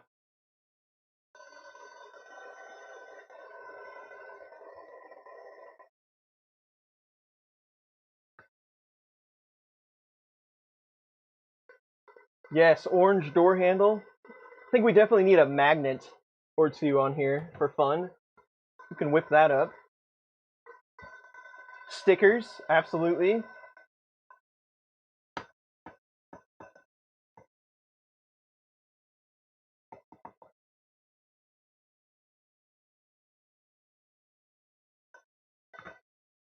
This is definitely something for a very specific use case. I mean, not everybody needs an enclosure. Maybe everybody should have an enclosure.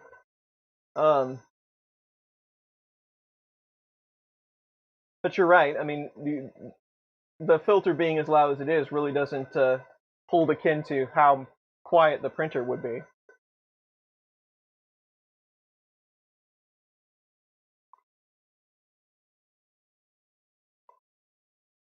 HEPA and activated charcoal. There you go. So the parts are available in the description of the enclosure. So, and all of that is in the description.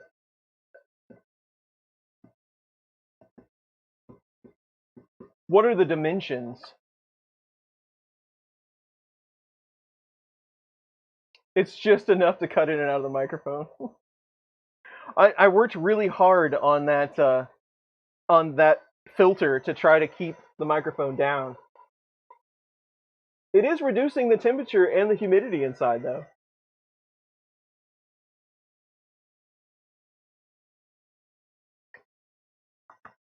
It's just enough to bump over the gate on my microphone. I'll just stand closer to it so you can hear it constantly.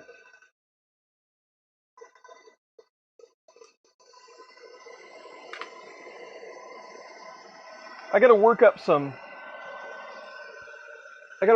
good tests for this thing. Because, you know, it's really hard to smell through the video on YouTube.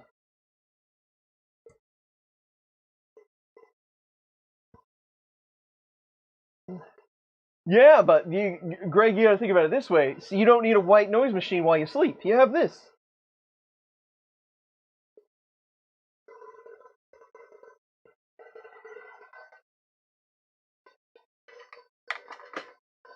In fact, it's kind of making me sleepy right now.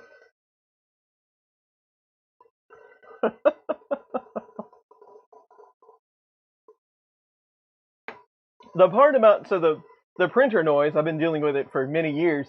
The printer noise doesn't bother me. It's when you jump to the infill and then you start the back and forth, and then you wake up for that part, and then it goes back to another section, and then it wakes you up again. Yeah, that's good times. So, that's pretty much what I wanted to get done today. We got our enclosure built. We're going to try out our filter on some very stinky material and see how it does.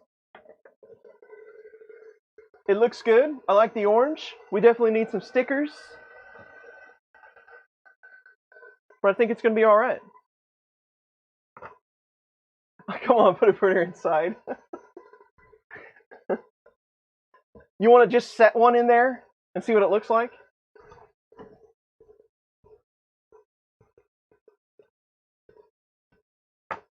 You just got a QQ Delta? Yeah? Well, I mean, is it worth the price tag? I mean, if you need an enclosure, these aren't cheap to build, and he does all the cutting and everything for you. So I think that's, I mean, $200 for an enclosure for all this acrylic, you're going to be kind of right up against it, even if you cut it yourself. And I don't like cutting this stuff.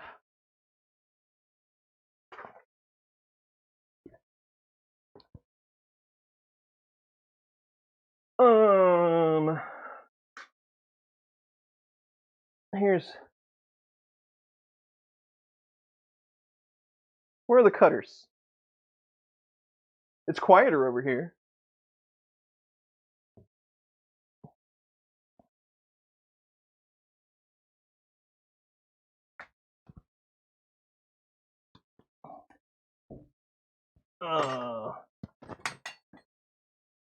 See how much stuff I break by doing this.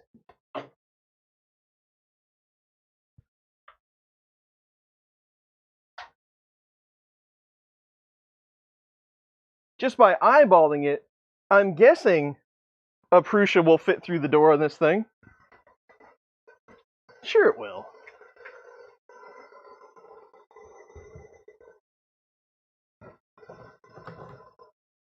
This is the one where, this is the printer I use for polycarbonate. It's almost completely pulled the layer of PEI off the sheet on one side. Because once it grips, it grips. Like a oh, maybe not.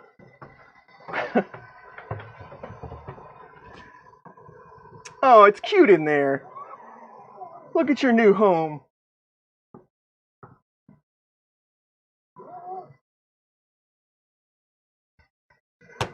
Look at it. It's adorable.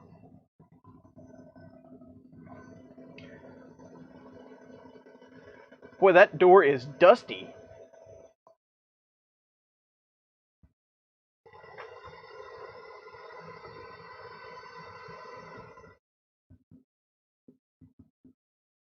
Trying to get you away from that light.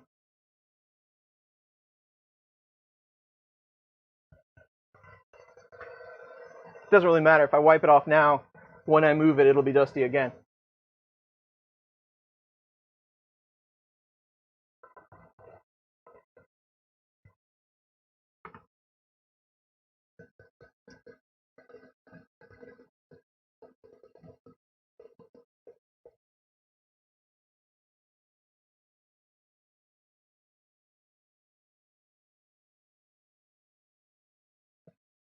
Aluminum clad composite. That's right.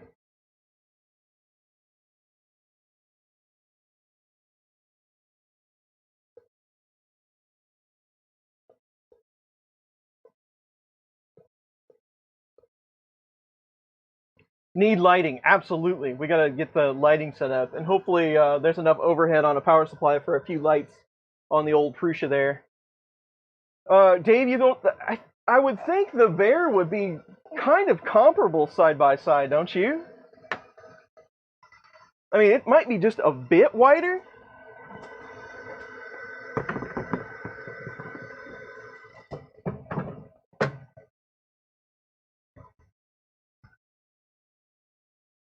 It's gonna be tricky.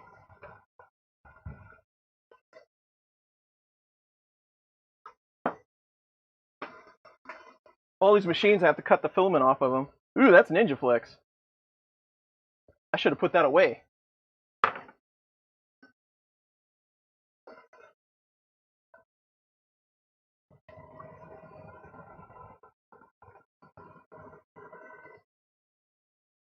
They're pretty much identical.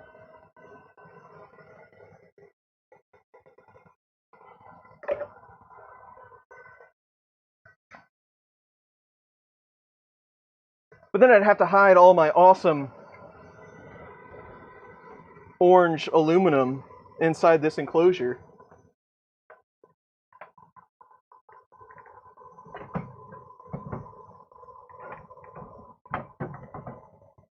The X is a bit of a challenge to sidestep in there. I don't want to throw it out askew too much. It fits in there nice. Yeah. See? It's good to go. A home for a bear. Are we out of coffee yet? Alright. I'm done testing filter for now. We'll see more of that in the future.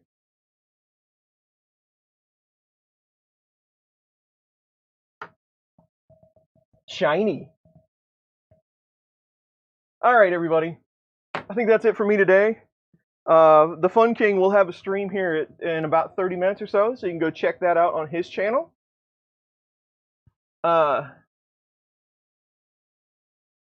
Rotating the belt 90 degrees. There should not be any, if you can make it work, there should not be any downside to that. Oh, Gusner's here. Hey, Gusner. Sorry I didn't notice you till the last end of this. The Bear Cave. Nice. Thanks to Printed Solid and Dave for sending over the enclosure and this filter. I will get a lot of use out of it. I do print in the enclosure a lot, so it's very useful, and I appreciate that. It went together really well. It's a good-looking enclosure. All the links to this stuff is in the description. The filter, enclosure, good stuff like that. Yeah, that's pretty much it for today. The next one of these, so Virtual Earth is next weekend. So definitely check that out. All the different people that are going to be involved in that. It should be a good time. So I'm not going to stream next weekend. For the weekend after that, we will return with a couple more streams per week and do some live building. I got a couple of machines we got to get done. So I will be back very soon. That's it for today. Thank you very much for anybody that came to hang out, all the people that watch these streams, and the people that send Super Chat. That really does help us out a lot, and I appreciate it. So thank you to everyone. I will see you again very, very soon. Take care. Have a good weekend.